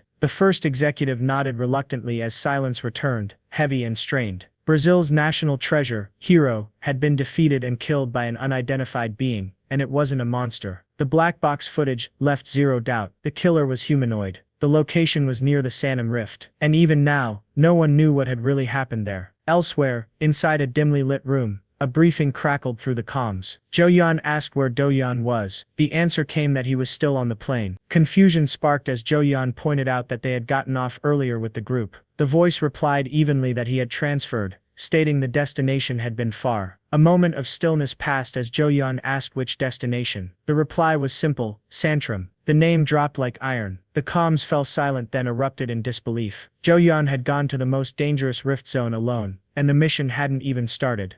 Cut to the briefing room, where the associate outlined that 2 days of local adaptation had been planned and every team would be deployed to their requested rift zone afterward. Juian exited the hotel and stepped into a cab. Just as the door was closing, Kang caught it and reminded her that deployment was scheduled only after orientation. Juian responded calmly, expressing that there was a place she intended to check out. When Kang asked where, she repeated the name Santrum, reaffirming her decision. Shock rippled through him like a blast wave as he stood silent, watching her leave. He noted that even the Brazilian Association had advised avoiding that area. Shadows stretched across the cracked earth, dry and lifeless, a suffocating silence hanging heavy in the air. The team finally arrived, only to find Dojan already there. Juian demanded an explanation, questioning why he had rushed ahead. Dojan didn't even look up. He asserted that he had waited and implied that they were the ones who had arrived late. Juian shot back, expressing that if he had informed them earlier, the frantic rush wouldn't have been necessary. She exhaled and urged him to state the real purpose of their visit. He answered with a simple declaration regarding the blue croco. A beat passed before someone hesitantly questioned whether that was truly the only reason he had traveled so far. Dojan returned the inquiry, implying he required no additional justification. Juian narrowed her eyes and reminded him that she was 3 years older. He questioned what relevance that held. She insisted that he show proper respect. He countered that he had been using polite speech, while she retorted that he kept slipping into casual speech and warned that if he wanted awkwardness, he could stick to strict formality. He began to argue but faltered halfway. Their bickering drew attention. One crew member whispered that Dojan seemed to be pushing Juian around. Another remarked on the recklessness of entering a rift without proper coordination. A third shrugged, expressing faith that Juian's presence ensured safety. Someone else acknowledged her strength but pointed out their leader was still a rookie. Yet another countered that there were levels to rookies, and if it was Dojan, he might be the most legendary rookie they'd ever seen. As they moved deeper, the air grew thicker, dense with energy, tension, and something primal. Someone hesitated before speaking up and questioned whether Seizo Dojan hadn't come to shut down the rift. Dojan replied with cold composure, stating that he had come to gather materials. He reasoned that no one discarded a mine before fully harvesting it, leaving the group uneasy as someone quietly echoed the word materials. Suddenly a claw tore through the air, razor-sharp, blindingly fast, lunging toward them. One team member shouted a warning, commanding everyone to focus and take formation. A ripple of power surged as the creature stepped into view, massive, armored, and overflowing with violent energy. Someone groaned that it looked far worse than any picture. Another muttered that the situation felt dangerously unstable. Dojan instructed them to step aside with unwavering certainty. He recalled Choi's earlier remark, reflecting that obtaining a blue Krako's heart barehanded wouldn't be easy. Then he tossed his prized sword toward the team. Its weight hit the ground with unspoken purpose as he directed them to use it to gather the materials. A thunderous roar split the air, followed by the violent clash of combat. The battle erupted instantly. Dojan cleaved the monster with a single strike, the land trembling from the impact. Recognition dawned on the faces around him. One hero whispered in breathless realization that they had suspected his strength, while another gasped at the sheer force of the blow. In the aftermath, the heroes were left stunned by Dojan's overwhelming power. They whispered among themselves, marveling at how he had single-handedly defeated a blue Krako and multiple monsters with a single attack. In secretive tones they added that he had slain a Cacerion, the dreaded monster bird, in the same effortless fashion, concluding that he was far beyond any ordinary hero. The group then turned to processing the spoils. When someone asked whether he had finished sorting the blue Krako hearts, Dojan wordlessly revealed the completed bundle. Juian wondered aloud about the heart's possible uses. Juian then noticed the meat Dojan was grilling and commented that it didn't resemble beef. Dojan explained that it was blue Krako meat, assuring them it was edible, and even offered her a portion. She questioned the need to eat monster meat when normal food was available. Dojan replied that she didn't have to eat it if she didn't want to, then continued eating quietly. Inju asked whether it was truly edible. Their shock turned to disbelief when Juian, trusting Dojan's judgment, decided to taste it. After trying it, she found it surprisingly good. That single act of trust immediately shifted the group's attention from the monster meat to Dojan's dynamic with Juian. Inju leaned in and pressed him for his secret, specifically questioning how he had managed to win over someone who had never dated and was known for resisting men easily. The group demanded to know what sort of romantic strategy had earned enough trust for her to eat something so unusual.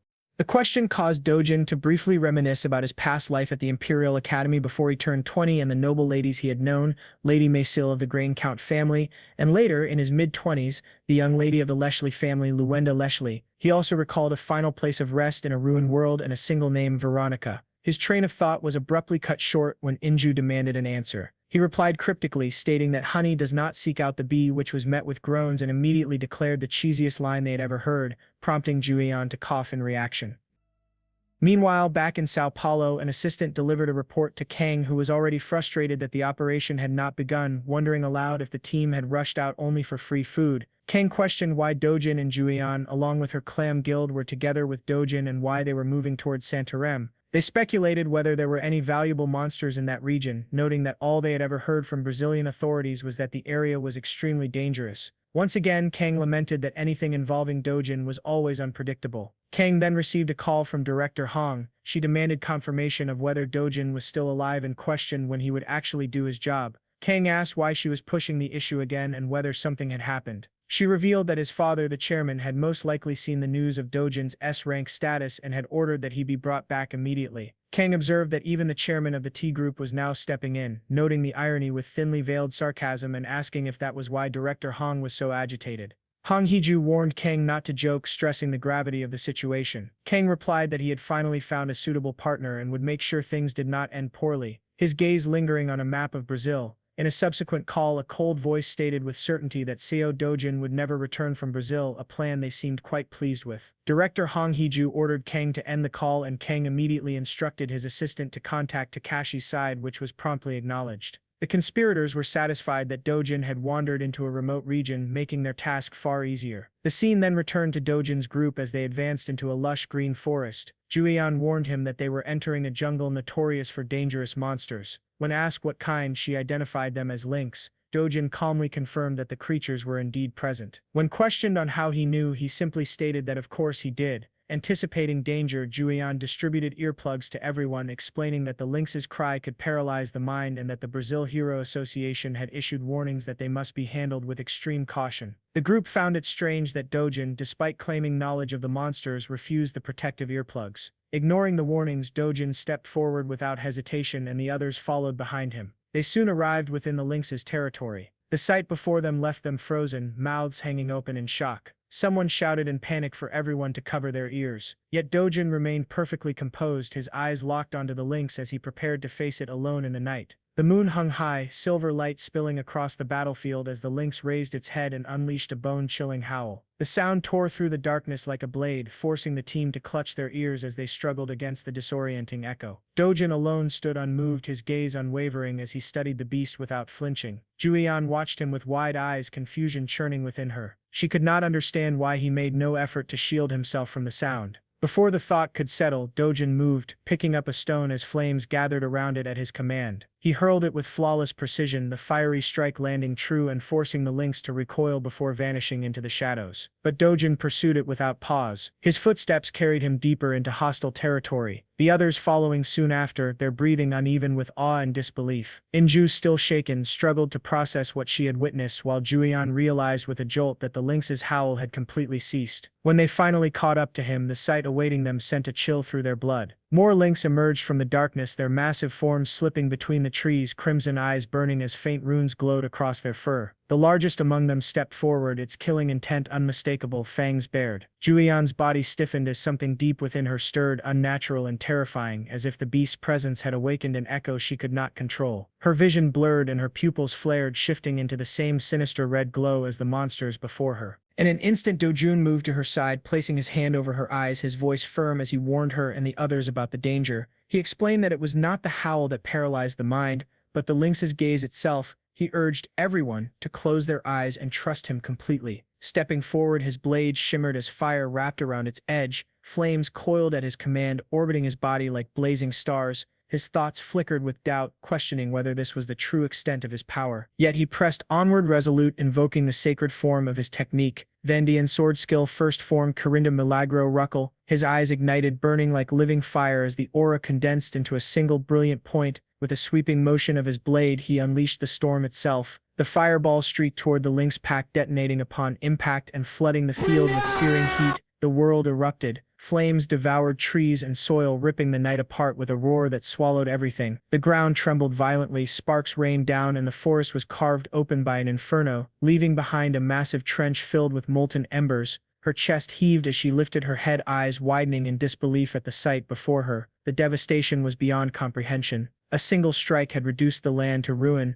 Amid the chaos, one lynx collapsed lifeless, its body charred beyond recognition. The survivors trembled, their strength shattered, eyes dulled by fear. Dojan advanced with steady steps, his blade gleaming coldly. The beasts attempted to ensnare his mind with their gaze, but he cut one down without hesitation, his strike swift and merciless. He deemed it pathetic as the head fell lifelessly. Those eyes would no longer haunt the living. He claimed the eyes, stating with cold resolve that he had use for them. Dojan strode forward, his presence commanding absolute attention from everyone around him. His eyes were cold, unwavering, and behind him followed a group. Their expressions showed no fear, only quiet confidence, while Juian kept her gaze fixed on his unyielding form. Other heroes whispered in awe, calling what they witnessed in humans something far beyond the limits of mankind. The group continued forward without hesitation, and in the rear some quietly wondered whether this man could be stronger than Chabriel Fons, the famed hero whose feats had long defined power. Another murmured that his strength might rival Cain Lester, the world's strongest hero, though others scoffed, claiming such comparisons were absurd. The forest itself seemed to hold its breath until figures emerged from the shadows. Corpses stumbling and crawling forward, skeletal frames wrapped in rotting flesh, eyes glowing red with hunger. To them, the lone man appeared to be clueless prey wandering into their domain. Someone among the heroes muttered that the undead clearly did not understand the situation, since creatures without brains could hardly grasp it. As one creature lunged forward, fangs bared, Dojan's fist shot out with ruthless precision, shattering the monster's skull on impact. His golden eyes gleamed as he moved with lethal grace, unfaltering. More rushed him, claws tearing through the air, but his strikes were faster. One clean punch caved in another. A brutal kick smashed a third into the earth, and one by one they fell. Soon the forest floor was littered with shattered remains. The group behind him stood frozen, wide-eyed in shock at the massacre. Slowly they began to advance as well. From the rear, Jujuan's curious voice rose, wondering aloud about the swordsmanship she had witnessed. Dojan turned slightly at her words, and Juian followed up, asking where he had learned such a technique, one that left red sparks trailing with every swing. Dojan responded only by asking whether Jujuan wished to learn it herself. Her face immediately brightened as she eagerly confirmed that she did, but Dojan's reply was cold and grounded, stating that in such a peaceful world she would never need it, and even if she learned it there would be no time when she would ever use it. Jujuan stiffened at his words. Inwardly she felt there was a limit to being dismissed like this. She reminded herself that she was an S-rank hero as well. Out loud she insisted she would use it at least once before she died, accusing him of simply not wanting to teach her. Upset she turned away, cheeks burning, muttering that she finally understood what he truly thought of her. Injun could hardly believe what she had just witnessed.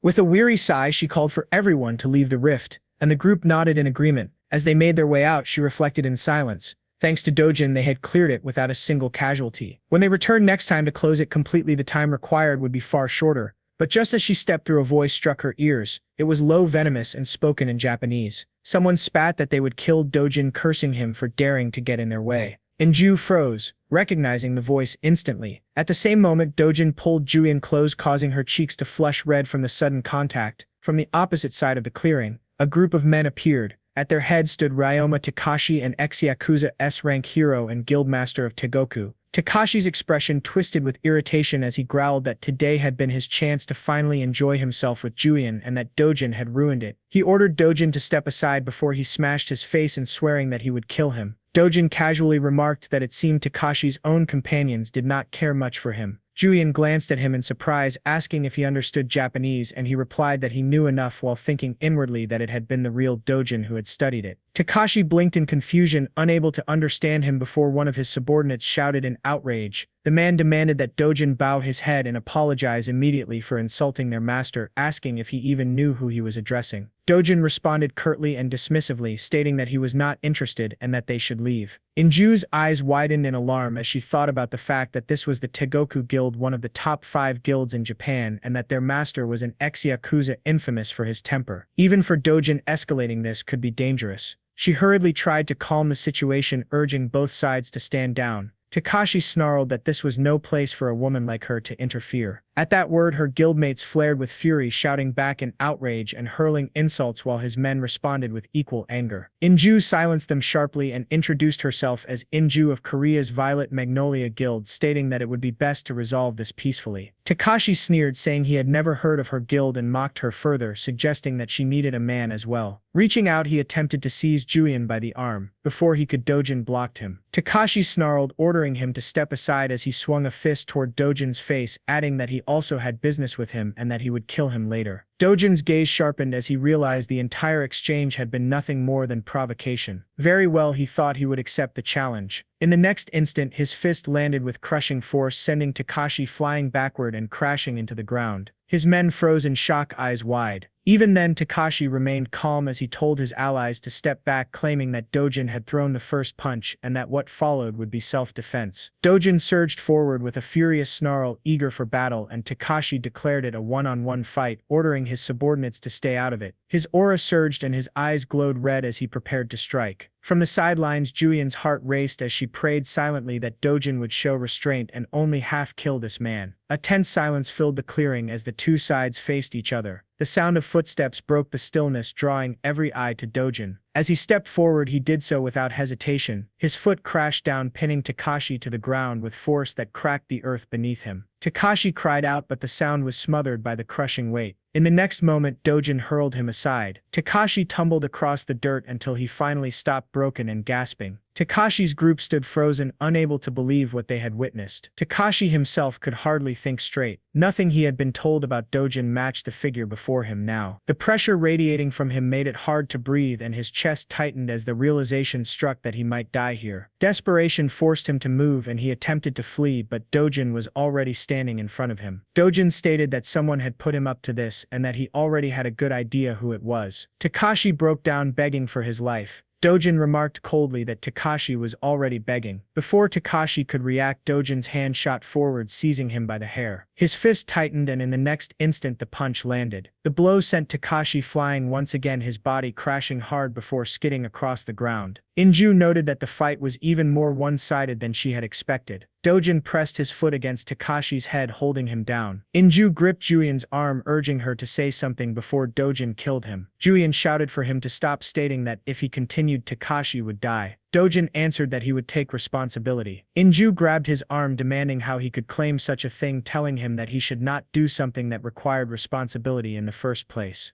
Oh man, you're just ruining it. Dojan replied that he had seen enough scum like Tekashi and that it was better to kill such people outright. Both women clung to him tightly. Inju pleaded that he should not drag himself down because of trash like him. Juian insisted that they had already learned their lesson. Inju then turned to Tekashi's men, warning them that if they did not want to end up like Tekashi, they should never try this again. They quickly agreed, but Dojan cut in, stating that it was not enough. He ordered them to kneel and press their heads to the ground. They obeyed immediately. Dojan reminded them that the Yakuza cut off their own fingers when they made mistakes. One of the men begged for forgiveness. Dojan instructed them to say that they were trash and that they were sorry, and then he would let them go. One by one they complied. Inju stood frozen wide-eyed while some of the others smirked at the sight. Tekashi lay broken on the ground as his men groveled. Only then did Dojan allow them to leave. The scene shifted back to the city as sunlight spilled over the skyline of Sao Paulo, Brazil. Inside an office, a high-ranking Brazilian authority sat holding reports, his frown deepening as he read, the weight of the information settling heavily on him.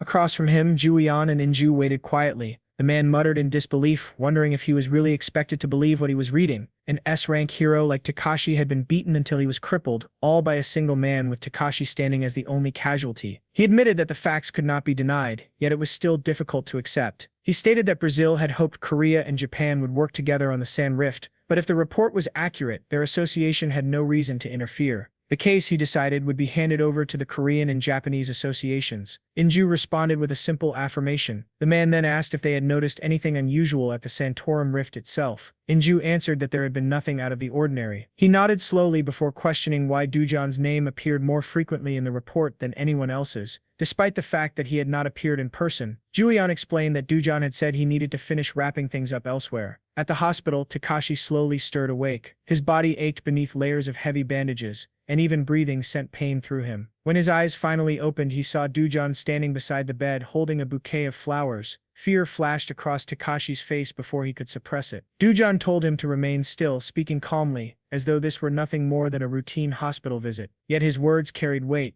and what followed proved it. In his hand, Dojan revealed the lynx eye, its faint glow shimmering softly. Tekashi's body went rigid as the light caught his gaze. His breath hitched, and his resistance crumbled. Dojan leaned closer, commanding him to speak, ordering him to explain what had happened this time. The glow filled Tekashi's vision, his pupils widening as his voice broke, words spilling out without resistance. He confessed that because of someone like him, weak and worthless, he had caused trouble for the Korean guilds, the weight of the confession filling the sterile room. Wrapped in bandages, he looked less like a warrior and more like a shattered man. Dojan's expression remained unreadable as he listened to Tekashi muttering that the Yakuza were trash, his words trembling between defeat and resentment. Without responding, Dojan turned away, his steps calm and measured as he left the room. Tekashi's broken words lingered behind him, echoing through the empty silence. The scene shifted as rumors of the clash between the Korean and Japanese hunters spread rapidly. News outlets filled their pages with stories, reports of Tekashi's defeat, speculation over what had truly happened, and headlines questioning whether the mysterious Dojan had finally revealed his true strength. Images of Tekashi, heavily bandaged and battered, circulated alongside blurry photographs of Dojan, adding fuel to the growing storm. Back at the offices of the Korean Hero Association, the chairman, Yong, remarked that Dojan's name was everywhere, sweeping through domestic news like a storm. The coverage was explosive, with stories about the Korean hero Dojan appearing every single day. His colleague then asked whether it was true that the Japanese Hero Association had already abandoned the investigation. Yong replied in confirmation, stating that it certainly appeared that way. Tekashi himself, he added, had admitted it, calling it an undeniable reality. As they continued their discussion over coffee, the colleague admitted his confusion. Tekashi had always been the type to scheme, constantly plotting something. For him to give up so easily made no sense at all. Yong then suggested that it only meant there was something even Japan wanted to avoid. Curious, his colleague asked what he meant by that. The answer came with a shake of the head. Yong admitted he didn't know, but soon enough, everyone would. His gaze hardened as he warned that when the truth came to light, the balance of the world's heroes would shift. The night passed quietly, and the countdown to the operation entered its final stretch. Only one day remained before the attempt to close the Brazilian Rift Zone. The Korean heroes who had arrived early were already well adjusted to the area, mingling naturally with heroes from other countries who continued to gather in the city. Training facilities echoed with the sound of clashing weights and steady drills as individuals pushed themselves toward peak condition.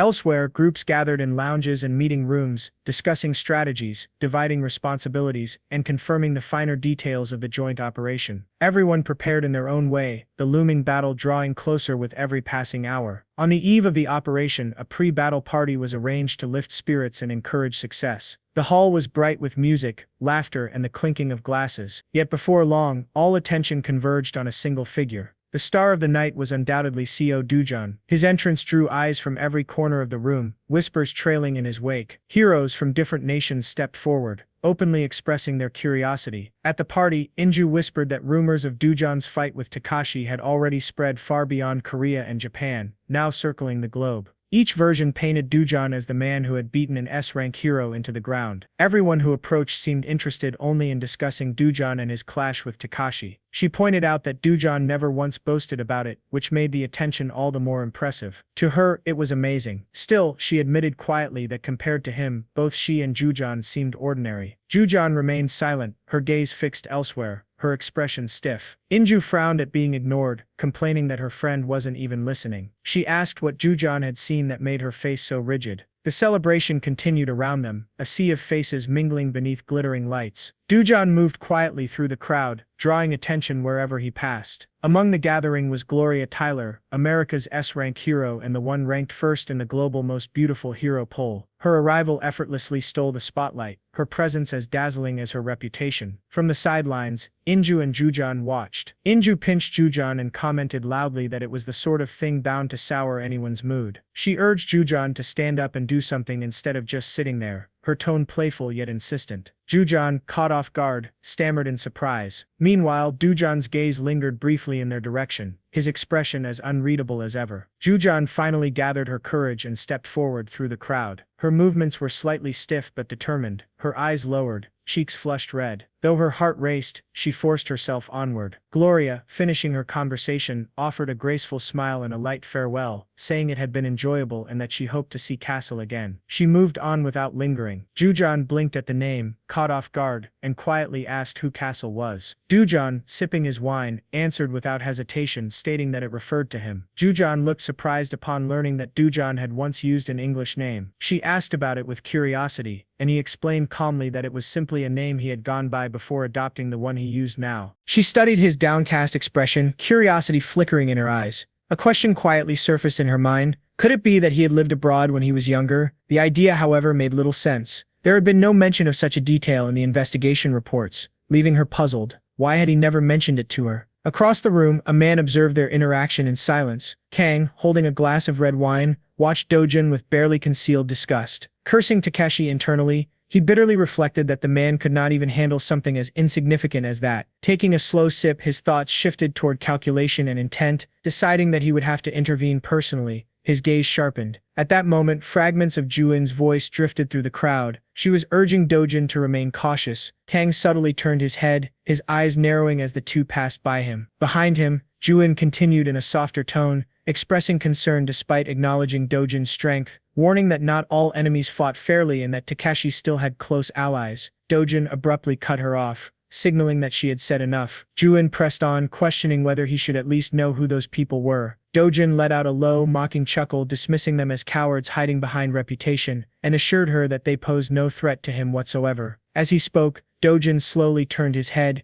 his gaze locking onto the man standing behind him. A sharp, humorless smile formed on his lips. Kang froze under the weight of that stare, gripping his wineglass tightly. Fury twisted his expression as he glared back, while Dojan maintained his calm, taunting smile. Kang's fingers trembled as his grip tightened, his thoughts seething with murderous intent. The scene shifted. A bright moon hung against the darkened sky. At the rift site near Centurem, Hiju and her team stared in awe at the phenomenon before them. She looked upward, expressing quiet amazement, noting that it was the first time she had ever witnessed something like this. Crackling arcs of blackish-violet lightning danced across the rift's surface, prompting her to remark on its murky, pitch-black appearance. Juian, brimming with excitement, stepped closer to the edge and light-heartedly dismissed the concern, reminding Hiju that they had two S-rankers present and suggesting they proceed with sealing it immediately. Hiju released a soft breath, her voice steadying as she agreed, before issuing a firm command for everyone to move in. The team responded responded in unison, acknowledging her order. Within the eerie gloom of the rift zone, the group advanced cautiously. Juian glanced at Dojan, noticing the deep furrow in his brows and the grim silence he maintained. Concern tightened her chest, prompting her to ask what was wrong. Dojan hesitated, then questioned whether she could feel it. Confused, she asked what he meant, then turned to Inju, seeking confirmation. Inju expressed confusion, stating that she sensed nothing unusual. Dojan offered no immediate reply. Instead, he stared into the rift, the flickering purple lightning reflected in his dark eyes. His lips pressed into a thin line. After several seconds, his cold voice broke the silence, explaining that the mana concentration had suddenly spiked. His tone grew heavier as he remarked that the atmosphere felt disturbingly familiar, as if something was repeating itself. High atop a jagged rock, a man monitored a device measuring mana levels. Watching the numbers climb, he muttered about the increase surpassing 23%, predicting it would soon reach 30%. Sneering, he expressed that it would be a blessing if everyone inside perished. Moments later, Inju's teammates began to groan, their bodies trembling uncontrollably as they struggled under the crushing pressure. Dojan scanned the surroundings, his expression darkening as he noted that the mana density was far thicker than even the Pardashua forest. Seeing this rare unease on his face, Juan's heart tightened. It was the first time she had ever seen Dojan like this, and she sensed that something dreadful lay ahead. Breaking the tension, Inju ordered everyone to remain calm, explaining that the heaviness might be a unique characteristic of the Rift Zone and warning them not to lower their guard. She assigned roles clearly, instructing Juian to protect the formation while addressing Dojan next. Juian acknowledged the plan, confirming their focus until the cause of the fluctuation was identified. Inju reinforced their primary objective, sealing the rift, and ordered them to move out. Once again, the team responded in unison, advancing into the pitch-black night. The map displayed the Centurem Rift Zone deep within northern Brazil. Manaus, the region's largest city, had become the central operations hub for both Korean and Brazilian hero teams. Then, an explosion tore through the darkness. Several members were hurled violently to the ground. A sharp, rhythmic fluttering filled the air as massive winged shapes descended. Giant hornet-like monsters swooped down, diving straight toward the team. Hyenw's face contorted with fury as he witnessed his comrades being grievously injured. One collapsed right before him. Alarm flashed in his eyes, and before he could react, another hornet lunged at him. He threw a full-powered punch, the impact sending smoke spiraling around his arm. Through clenched teeth, he identified them as flying-type assassin beasts, Wasp variants. The swarm only intensified, plunging the battlefield into chaos. Suddenly, a massive axe crashed down toward Inju's squad. A trembling voice shouted in disbelief, questioning why the orc demons were so overwhelmingly strong.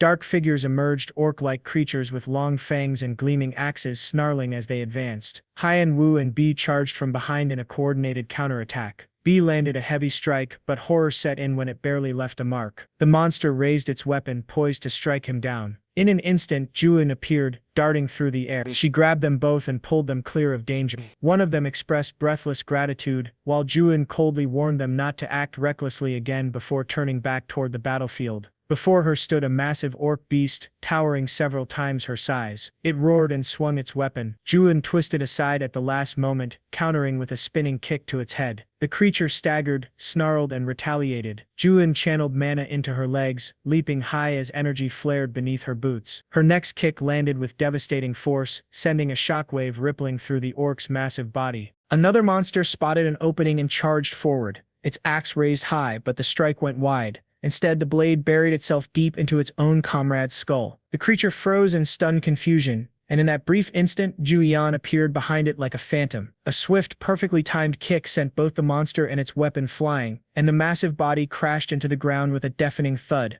The surrounding heroes stood frozen in disbelief, utterly overwhelmed by her display of power. One of them murmured in awe, acknowledging that Dojan's strength usually overshadowed everyone else. Another orc roared in blind fury, but before it could even take a step, Dojan's fist smashed into its face. The impact crushed bone instantly, dropping the creature lifeless to the ground. Inju surveyed the battlefield with growing unease. Assessing the threat level, she reflected that for such difficulty to appear right at the entrance, even with both S-rankers present, sealing the rift would not be simple. Blood pooled thickly across the ground, staining the soil beneath the fallen monsters. Juian approached Dojan and questioned what had caught his attention. He kept his eyes fixed on the corpses, drawing her focus to faint black ripples drifting through the air. She repeated the term uncertainly, finally noticing dark, wave-like currents of energy coiling around the remains, so subtle they were nearly impossible to detect without intense focus. She quietly asked what it was. Dojan's eyes narrowed sharply as he explained that the monster's sudden surge in strength came from those waves of dark mana, questioning why such energy existed there at all. Silence fell over the group like a suffocating weight. No one moved. The air grew unnaturally heavy, as if the world itself were holding its breath before something dreadful awakened. Then, from deep within the forest, bone-chilling sounds echoed through the night. A massive mud creature burst from the dense jungle, roaring with feral rage. A brown-haired young man leapt forward, his sword slicing cleanly through the monster's mud-formed torso. Yet almost instantly, the creature reformed, its body pulling itself back together as though untouched. It then collapsed into a violent wave, surging toward him. Reacting in perfect sync, the youth and a nearby shield-bearer launched a coordinated counterattack. The young man slashed repeatedly, his blade cutting through the air with sharp whistling sounds, but the moment they paused, the creature regenerated again, completely unharmed.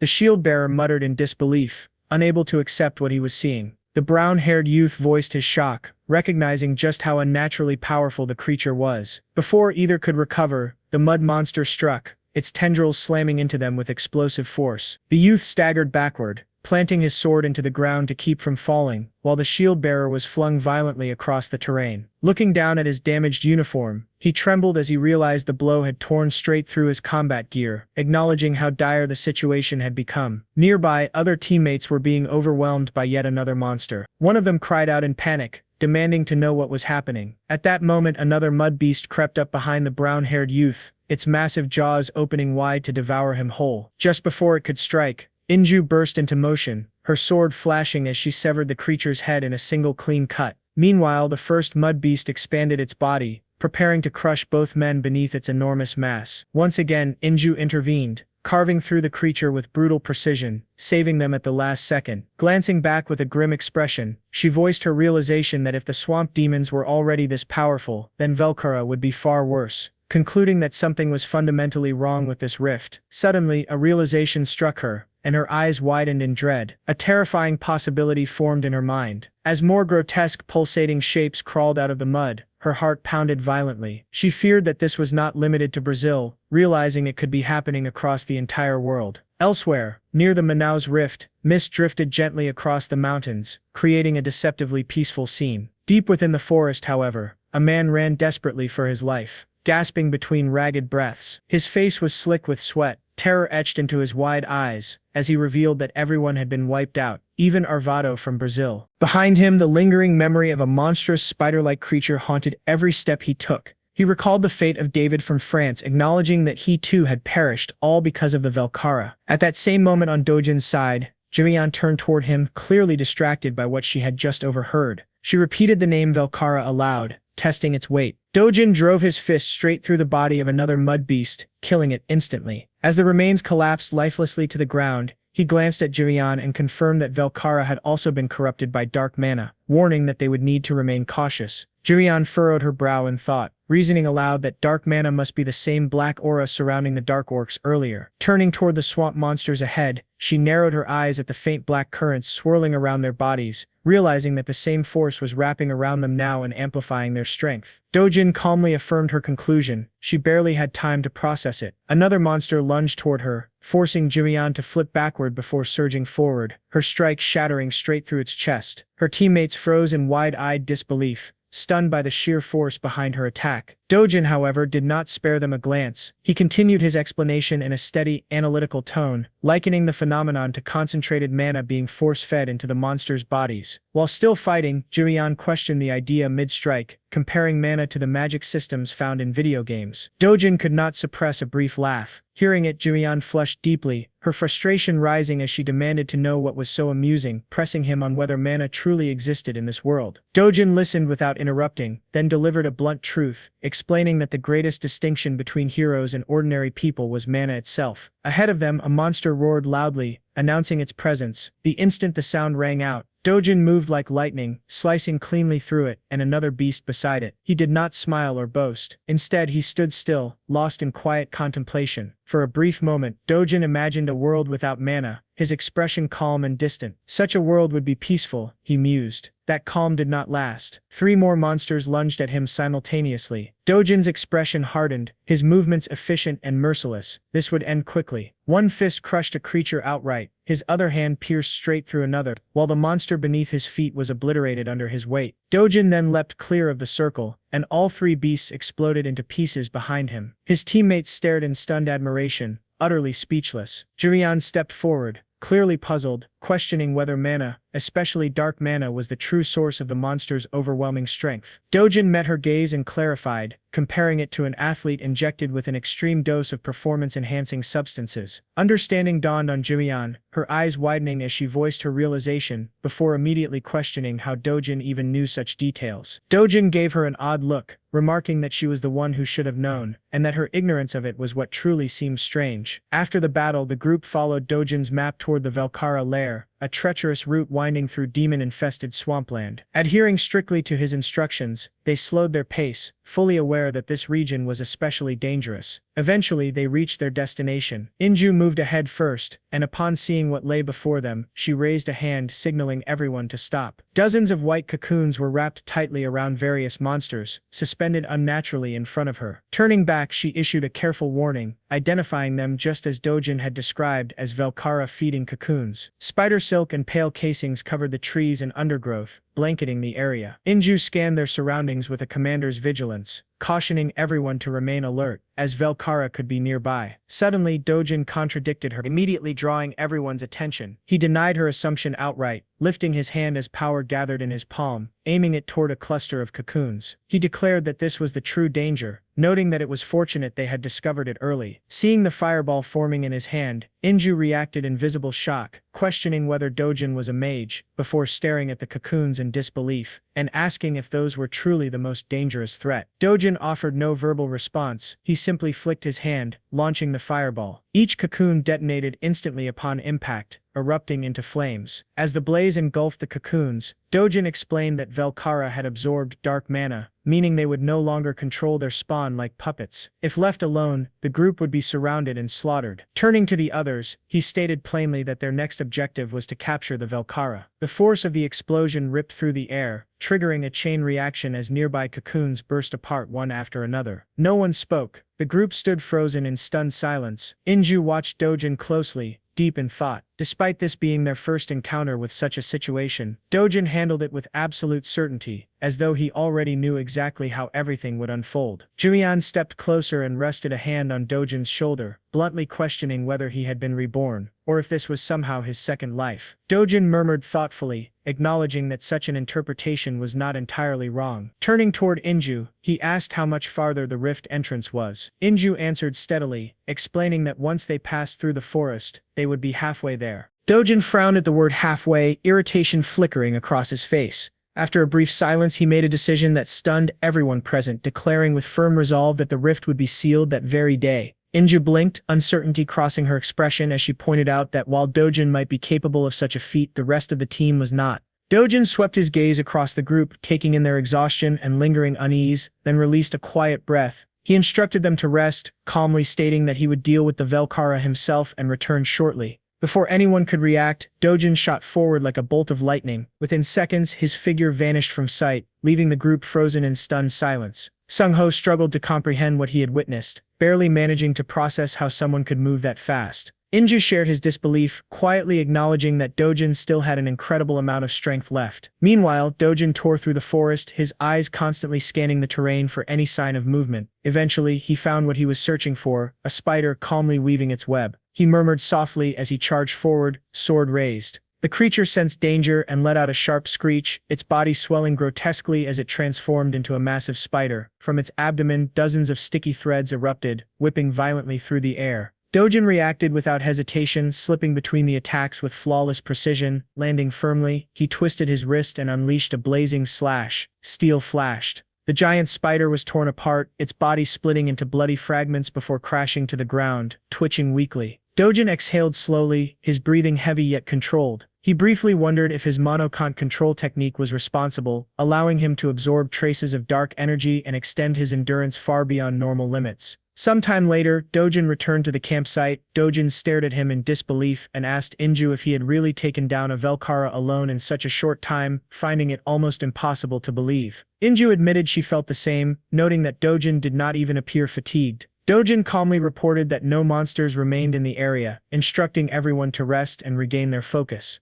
The team responded weakly, clearly grateful for the chance to recover. Later, Dojan sat by the campfire while Inju treated Sung-ho's injuries. The others were scattered nearby, either tending to their gear or quietly recuperating. Over the fire, meat sizzled and browned to a rich golden color, fat dripping into the flames with soft crackles. Dojan watched it intently, as if guarding something precious. He did not blink, wary of letting it burn. A long-haired teammate eventually approached, gesturing toward the skewer and asking if he could try some. Seeing the man's enthusiasm, Dojan handed him a skewer without hesitation. The teammate grinned broadly in gratitude. Nearby, Hyun-woo observed the scene from behind a tree, puzzled as he questioned why they were suddenly eating monster meat. The long-haired man shrugged casually, joking that maybe this food was the reason Dojan was so strong. That sparked Hyun-woo's curiosity. He wondered aloud if he should try it too, questioning whether it might actually have an effect. Encouraged, he took a seat and bit into the roasted meat, immediately struck by its rich aroma and crisp texture. Soon both men were eating enthusiastically, as if it were the best meal they had tasted in weeks. Across the fire, Dojan watched them with quiet amusement. He reflected inwardly that the meat alone would do little more than satisfy hunger, though he did not dislike people who genuinely wished to grow stronger. He decided to consider it a small gift. Extending his hand, Dojan released a faint stream of energy, guiding it subtly into both men. Almost instantly, their eyes widened in shock. The long-haired man exclaimed in disbelief that he suddenly felt stronger, his entire body surging with unfamiliar energy. Hyun-woo echoed the sentiment, flexing his hands as he confirmed the same sensation. Dojan smiled faintly, clearly satisfied with their reactions. Time passed quickly. Once everyone had recovered, the group regrouped to discuss their next move. Holding the map, Inju pointed to a spiral mark near the center, explaining that continuing straight would lead them to the rift's core. However, she emphasized that the team was already exhausted and suggested retreating to attack again the following day. She then looked to Dojan, reminding him that although he intended to seal the rift immediately, they still needed a solid approach. Dojan nodded in agreement, admitting her fatigue and pointing out that the monsters were growing stronger, likely due to the dark energy leaking from the rift. Dojan leaned over the map,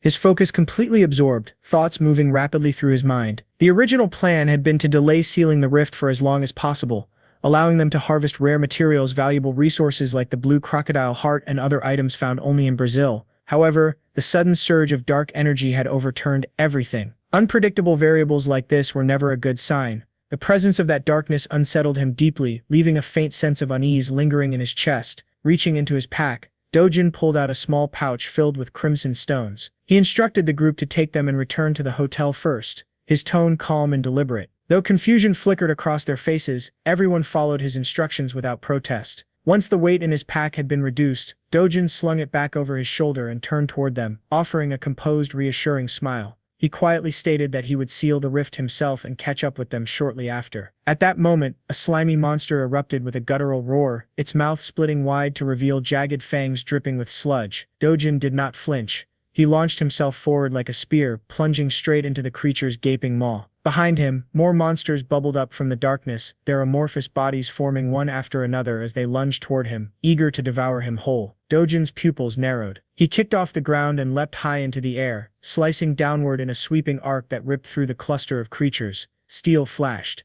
motion blurred. Then came the sickening sound of bodies bursting apart. As the monsters collapsed, Dojan plunged his hand into the gelatinous remains, searching with practiced precision. His fingers brushed against something solid. When he pulled it free, a vivid crimson core gleamed like a flawless ruby, pulsing faintly with energy. Elsewhere, Inju stood beside Dojan, worry etched clearly across her face. She voiced her concern about whether Dojan would be all right facing that fight alone. Dojan released a soft breath, pointing out how he had shot off like a bullet immediately after parting with them. Inju followed her gaze toward the direction he had disappeared, quietly acknowledging that she had seen it too. Dojan murmured to herself that he still looked like he had plenty of stamina left. Inju smirked, looping an arm around Dojan's shoulder, teasingly suggesting that her expression betrayed worry. Dojan closed her eyes and dismissed the notion, insisting she was not worried in the slightest. Yet inwardly her pride stung sharply. She reminded herself that she was in S rank as well, and yet the gap between them felt impossibly wide. The thought lingered uncomfortably in her mind.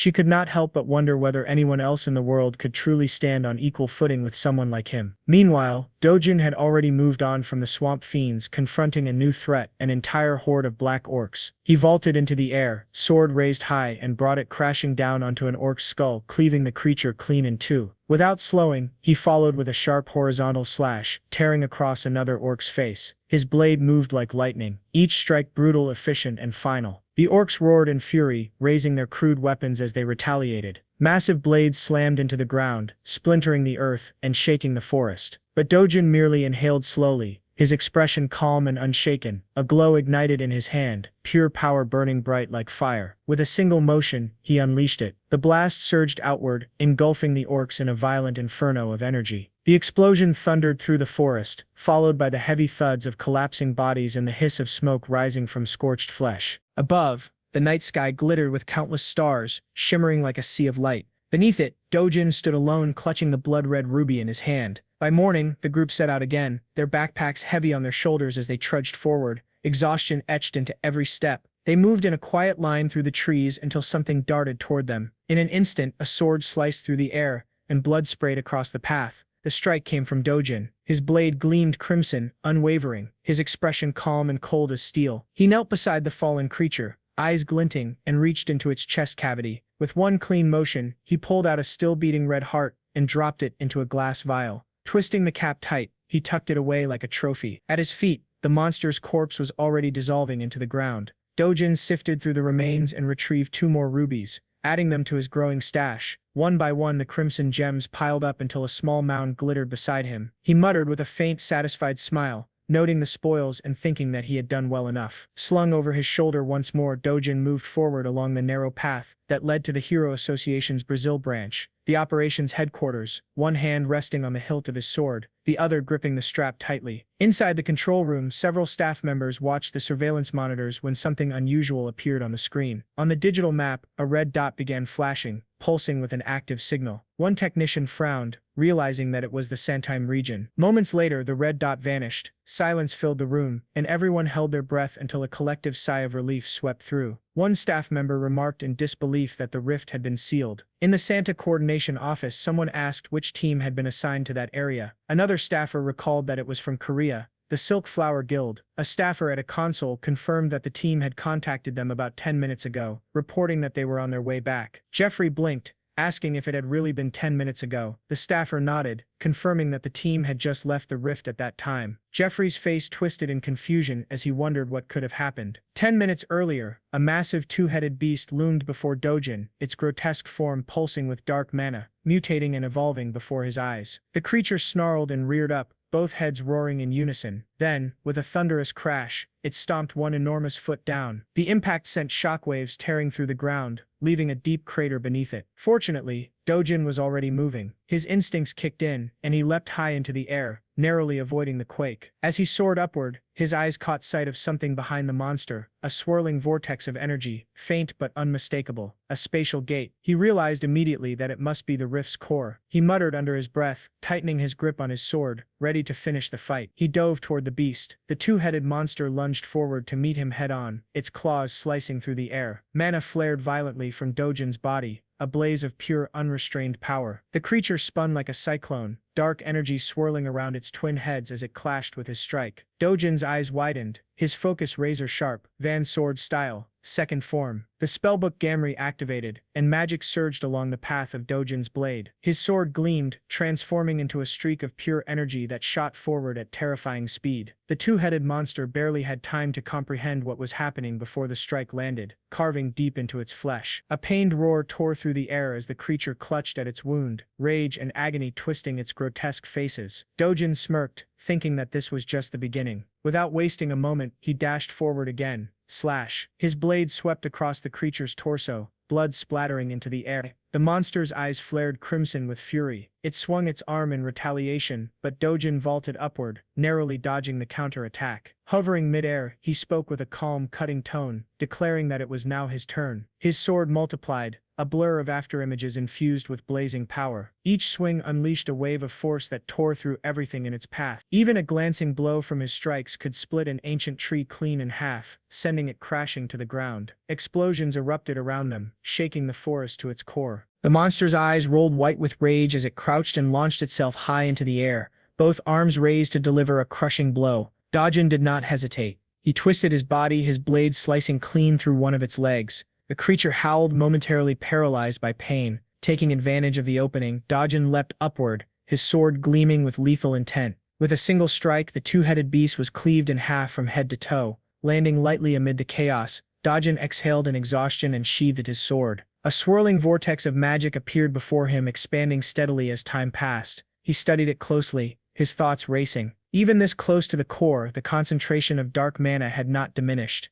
If it was not leaking from the rift itself, could it be coming from an external source? That would mean someone was orchestrating this. To saturate a rift zone with dark mana on such a scale, only a demon lord or a grand archmage from the ancient ages could manage it. But if such a being truly existed here, nearly all life on Earth would already have been reduced to dust. The conclusion was still unclear. Even if the mana originated from outside the rift, simply sealing it would not resolve the root of the problem. Clenching his fist, Dojan stepped forward, drawing power into his arm. With a single earth-shattering punch, he drove his fist into the heart of the vortex. A faint crack appeared, spider-webbing outward until the entire vortex shattered into fragments of light. Dojan watched as it collapsed completely, realizing that he would need to investigate the tower further. Meanwhile, at the Hero Association's Brazil headquarters, Injin sat at his desk, hands trembling as he read through a report. Standing before him was Chunang, bracing himself for the storm about to come. Injin's eyes darkened as he thought that regardless of the source of this mana or the method of investigation, the report sounded utterly impossible. Chunang responded quietly, confirming the report. Injin's expression hardened. Some rifts had required an alliance task force from 3 nations to close, yet only a single S-rank hero survived in the end. Meanwhile, another team from South Korea had not only managed to close their assigned rift, but had done so without losing a single member. Chunang stepped forward and reported that a flood of emergency reports from other rift zones had arrived. Most indicated that dispatch teams had failed and were forced to retreat. He added that he would compile all available information and send a full report as soon as possible. Injin braced his hands against the desk, lost in grim contemplation. Every rift had at least one S-rank hero in charge, and they still suffered total defeat. He concluded that the only successful team was the Korean one led by Juian. Cold sweat ran down Chunang's temple. He began to clarify that calling it a Korean team might not be entirely accurate. But Injin cut him off sharply, demanding an explanation. Flipping through the documents, Injin realized that the Korean team had already left the rift before it was sealed. Injin's disbelief grew. He demanded to know who had closed it and where Dojan was now. Chunang straightened and replied that she was on her way to headquarters to deliver a full debriefing. Injin's composure snapped. He slammed his palm against the desk and ordered that she be brought there immediately. From the moment Juian and Injin's team had exited the rift, it had taken roughly an hour to reach headquarters. During that same hour, Dojan had already sealed the first rift and was venturing into the second one. Standing before the shimmering surface, Dojan noticed that this portal's entrance lay beneath the water. Adjusting the straps of his backpack, he took a steady breath and stepped forward, determination flashing in his eyes as he prepared to tackle the next challenge. Back at the Brazil Hero Association headquarters, no sooner had Juian returned than she was summoned immediately by Injin for questioning. After hearing her account, Injin's expression grew skeptical. He could hardly believe what she claimed, his tone heavy with disbelief. Across from him, Juian remained calm and composed, stating simply that if it was Dojan, then it was entirely possible. To Injin, that answer was hardly satisfying. He frowned, leaning forward, demanding confirmation that Hero Dojan had indeed single-handedly sealed the rift. The light purple-haired woman gave a quiet nod, confirming it. That was probably the case.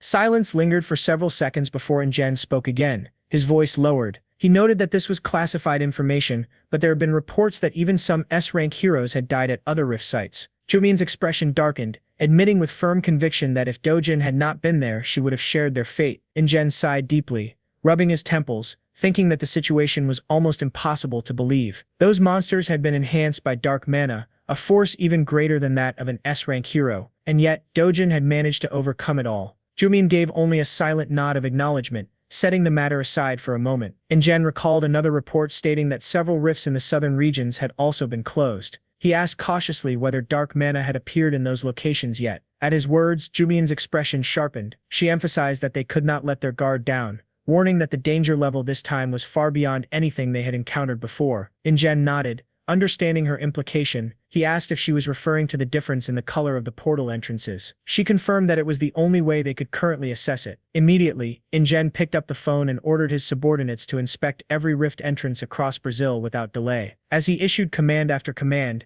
Juian, having completed her part in the meeting, rose to leave. She had not walked far when her phone rang. Answering quickly, she reported that the energy they had detected was definitely dark mana, and inquired whether there had been any unusual changes in the Korean region. On the other end, the burly chairman's voice was cold and curt. He confirmed that there were no reports so far and instructed her to continue monitoring the situation closely. The call ended, leaving both of them in uneasy silence, each weighed down by the same grim thought. Even S-rank heroes might not be able to handle the sheer number of monsters imbued with dark mana, and if a bot-level creature ever received that power, the result would be catastrophic. They needed to prepare for the worst. The scene shifted to Dojan. As he descended into the lake, he reviewed the relevant knowledge in his mind. Rivers, lakes, islands, rifts, and aquatic environments almost always had their cores underwater. But since humans could not breathe in such conditions, very few heroes could unleash their full strength there. He recalled one exception: Ivan Loper, New Zealand's national hero and an S-rank specialist in aquatic combat. Upon awakening, Ivan had gained the unique trait of underwater respiration, which was why he was paid an astronomical rate to handle underwater rifts worldwide. As Dojan's body became completely enveloped by water, he felt a sudden pulse of energy. He realized that the concentration of dark mana down there was even denser. Determined, he muttered to himself that it was time to begin. Acting on instinct, he dug deeper. The further he descended, the darker and murkier the water became. He wondered if this was the direct effect of the dark mana. Adjusting his stance, he planned his next move. First, he needed to control his buoyancy, then compensate for the drag. Channeling his energy, Dojan enveloped his body in a thin, shimmering layer of pale golden aura. As soon as it formed, the resistance of the surrounding water lessened dramatically, allowing him to move more freely. Not long after, his feet finally touched the riverbed. But before he could take another breath, or act further, a thunderous roar erupted from his side. He turned sharply just in time to see a monstrous aquatic beast lunging at him with its jaws wide open. The creature did not attempt a direct bite. Instead, it coiled its enormous serpent-like body around him, trying to crush him in its constricting grip. With a calm glance at its sinuous form, Dojan immediately recognized the creature and Acheron. He noted that the dark mana seemed to have made it unusually aggressive. Before the creature could tighten its grip, Dojan released a small surge of energy. The aura burst outward violently, and in an instant the Acheron's massive body was torn to shreds, its remains scattering through the water in a cloud of blood and viscera. The bloody spectacle did not go unnoticed. The scent of fresh meat instantly attracted a swarm of other aquatic monsters. Dozens of hideous fish-like creatures darted in from the shadows, ripping apart the remains of the Acheron. Yet, as the feast continued, their glowing crimson eyes soon turned toward Dojan, the lone figure standing amid the wreckage. In the next moment, the entire school surged toward him like a living current of death. Dojan did not retreat. Planting his feet firmly on the riverbed, he threw a punch. His movements were fluid, unimpeded by the surrounding water.